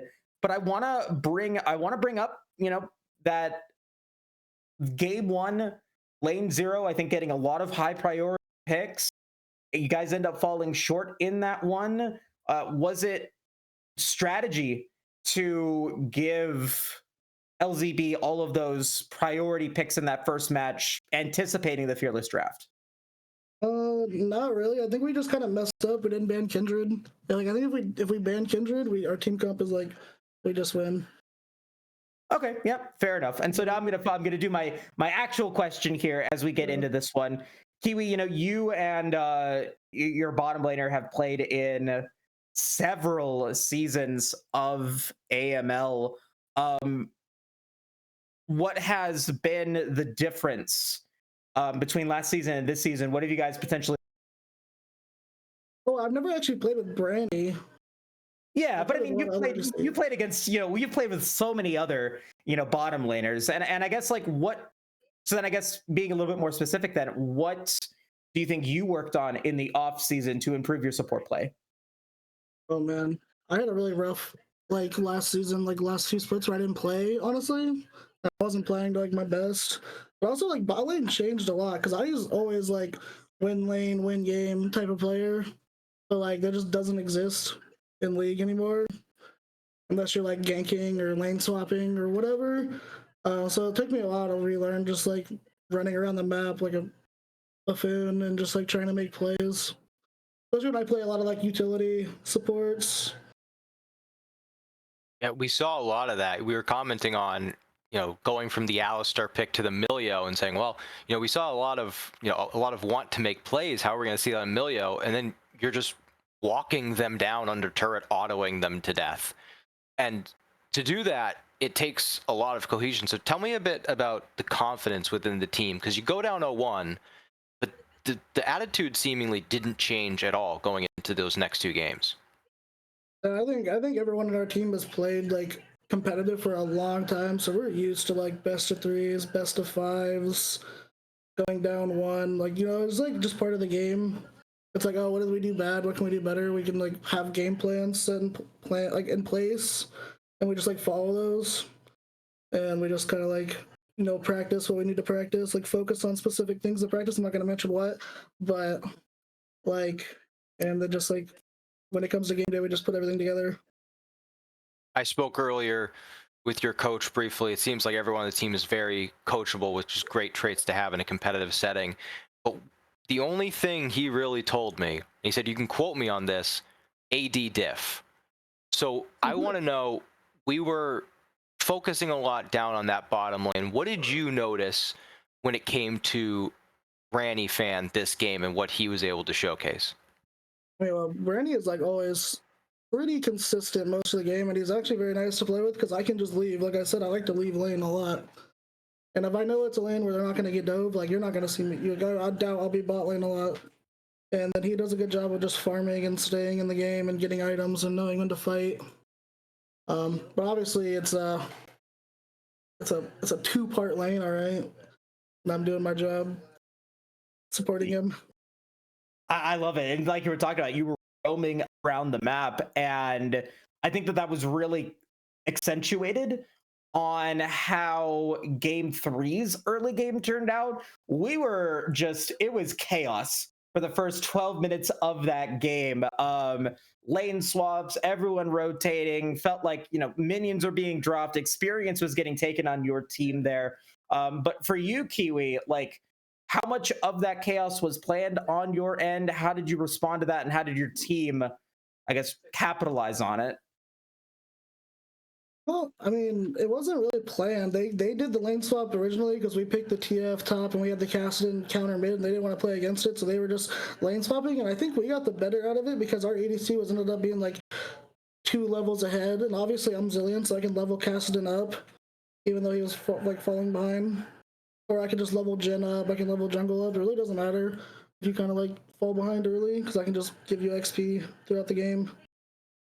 Yeah, I completely forgot about the like we were concerned that Troy was kind of falling behind in the match. Forgot, yeah, you have that extra experience. You're able to get a member that's maybe falling behind back up. And Troy, once we get into the last two team fights, kind of dominates there. Did have a little bit of a whiff in the jungle, which gave LZB Baron, but at the end of the day, did not matter. You guys were still able to come out on top.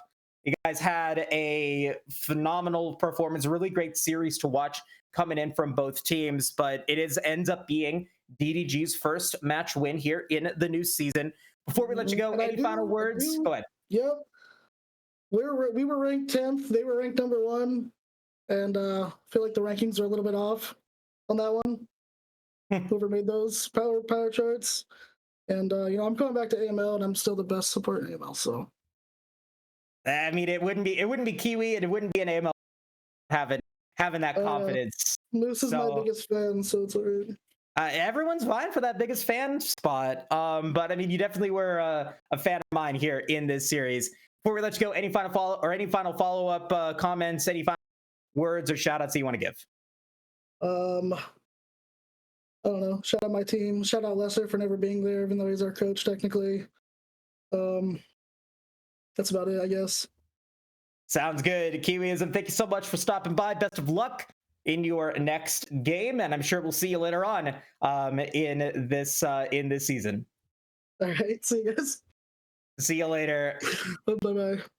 Alrighty, folks, I'm going to get us out of here. Jack, it was a pleasure to cast. More weeks of casting to come. With that being said, on behalf of everybody here at Aegis Esports, be sure to follow, like, subscribe, join the Discord to stay up to date on all the content that we are bringing you for this winter 2025 split. We'll be back again next week, Tuesday, 5 p.m. for another series. Week 2 of the AML will probably be a banger, as they always are. We'll see if I can finally get a Dragon Soul pick. And with that, again, thank you again so much for watching. Have a great week. I told you to forget me, but you stayed by my side when I said, don't try and make yourself remember, darling, don't look for me, I'm just a Zen Market. Zen Market. Zen Market. Zen Market. Zen Market. Zen Market. ありがとうございます。ありがとうございます。ありがとうございます。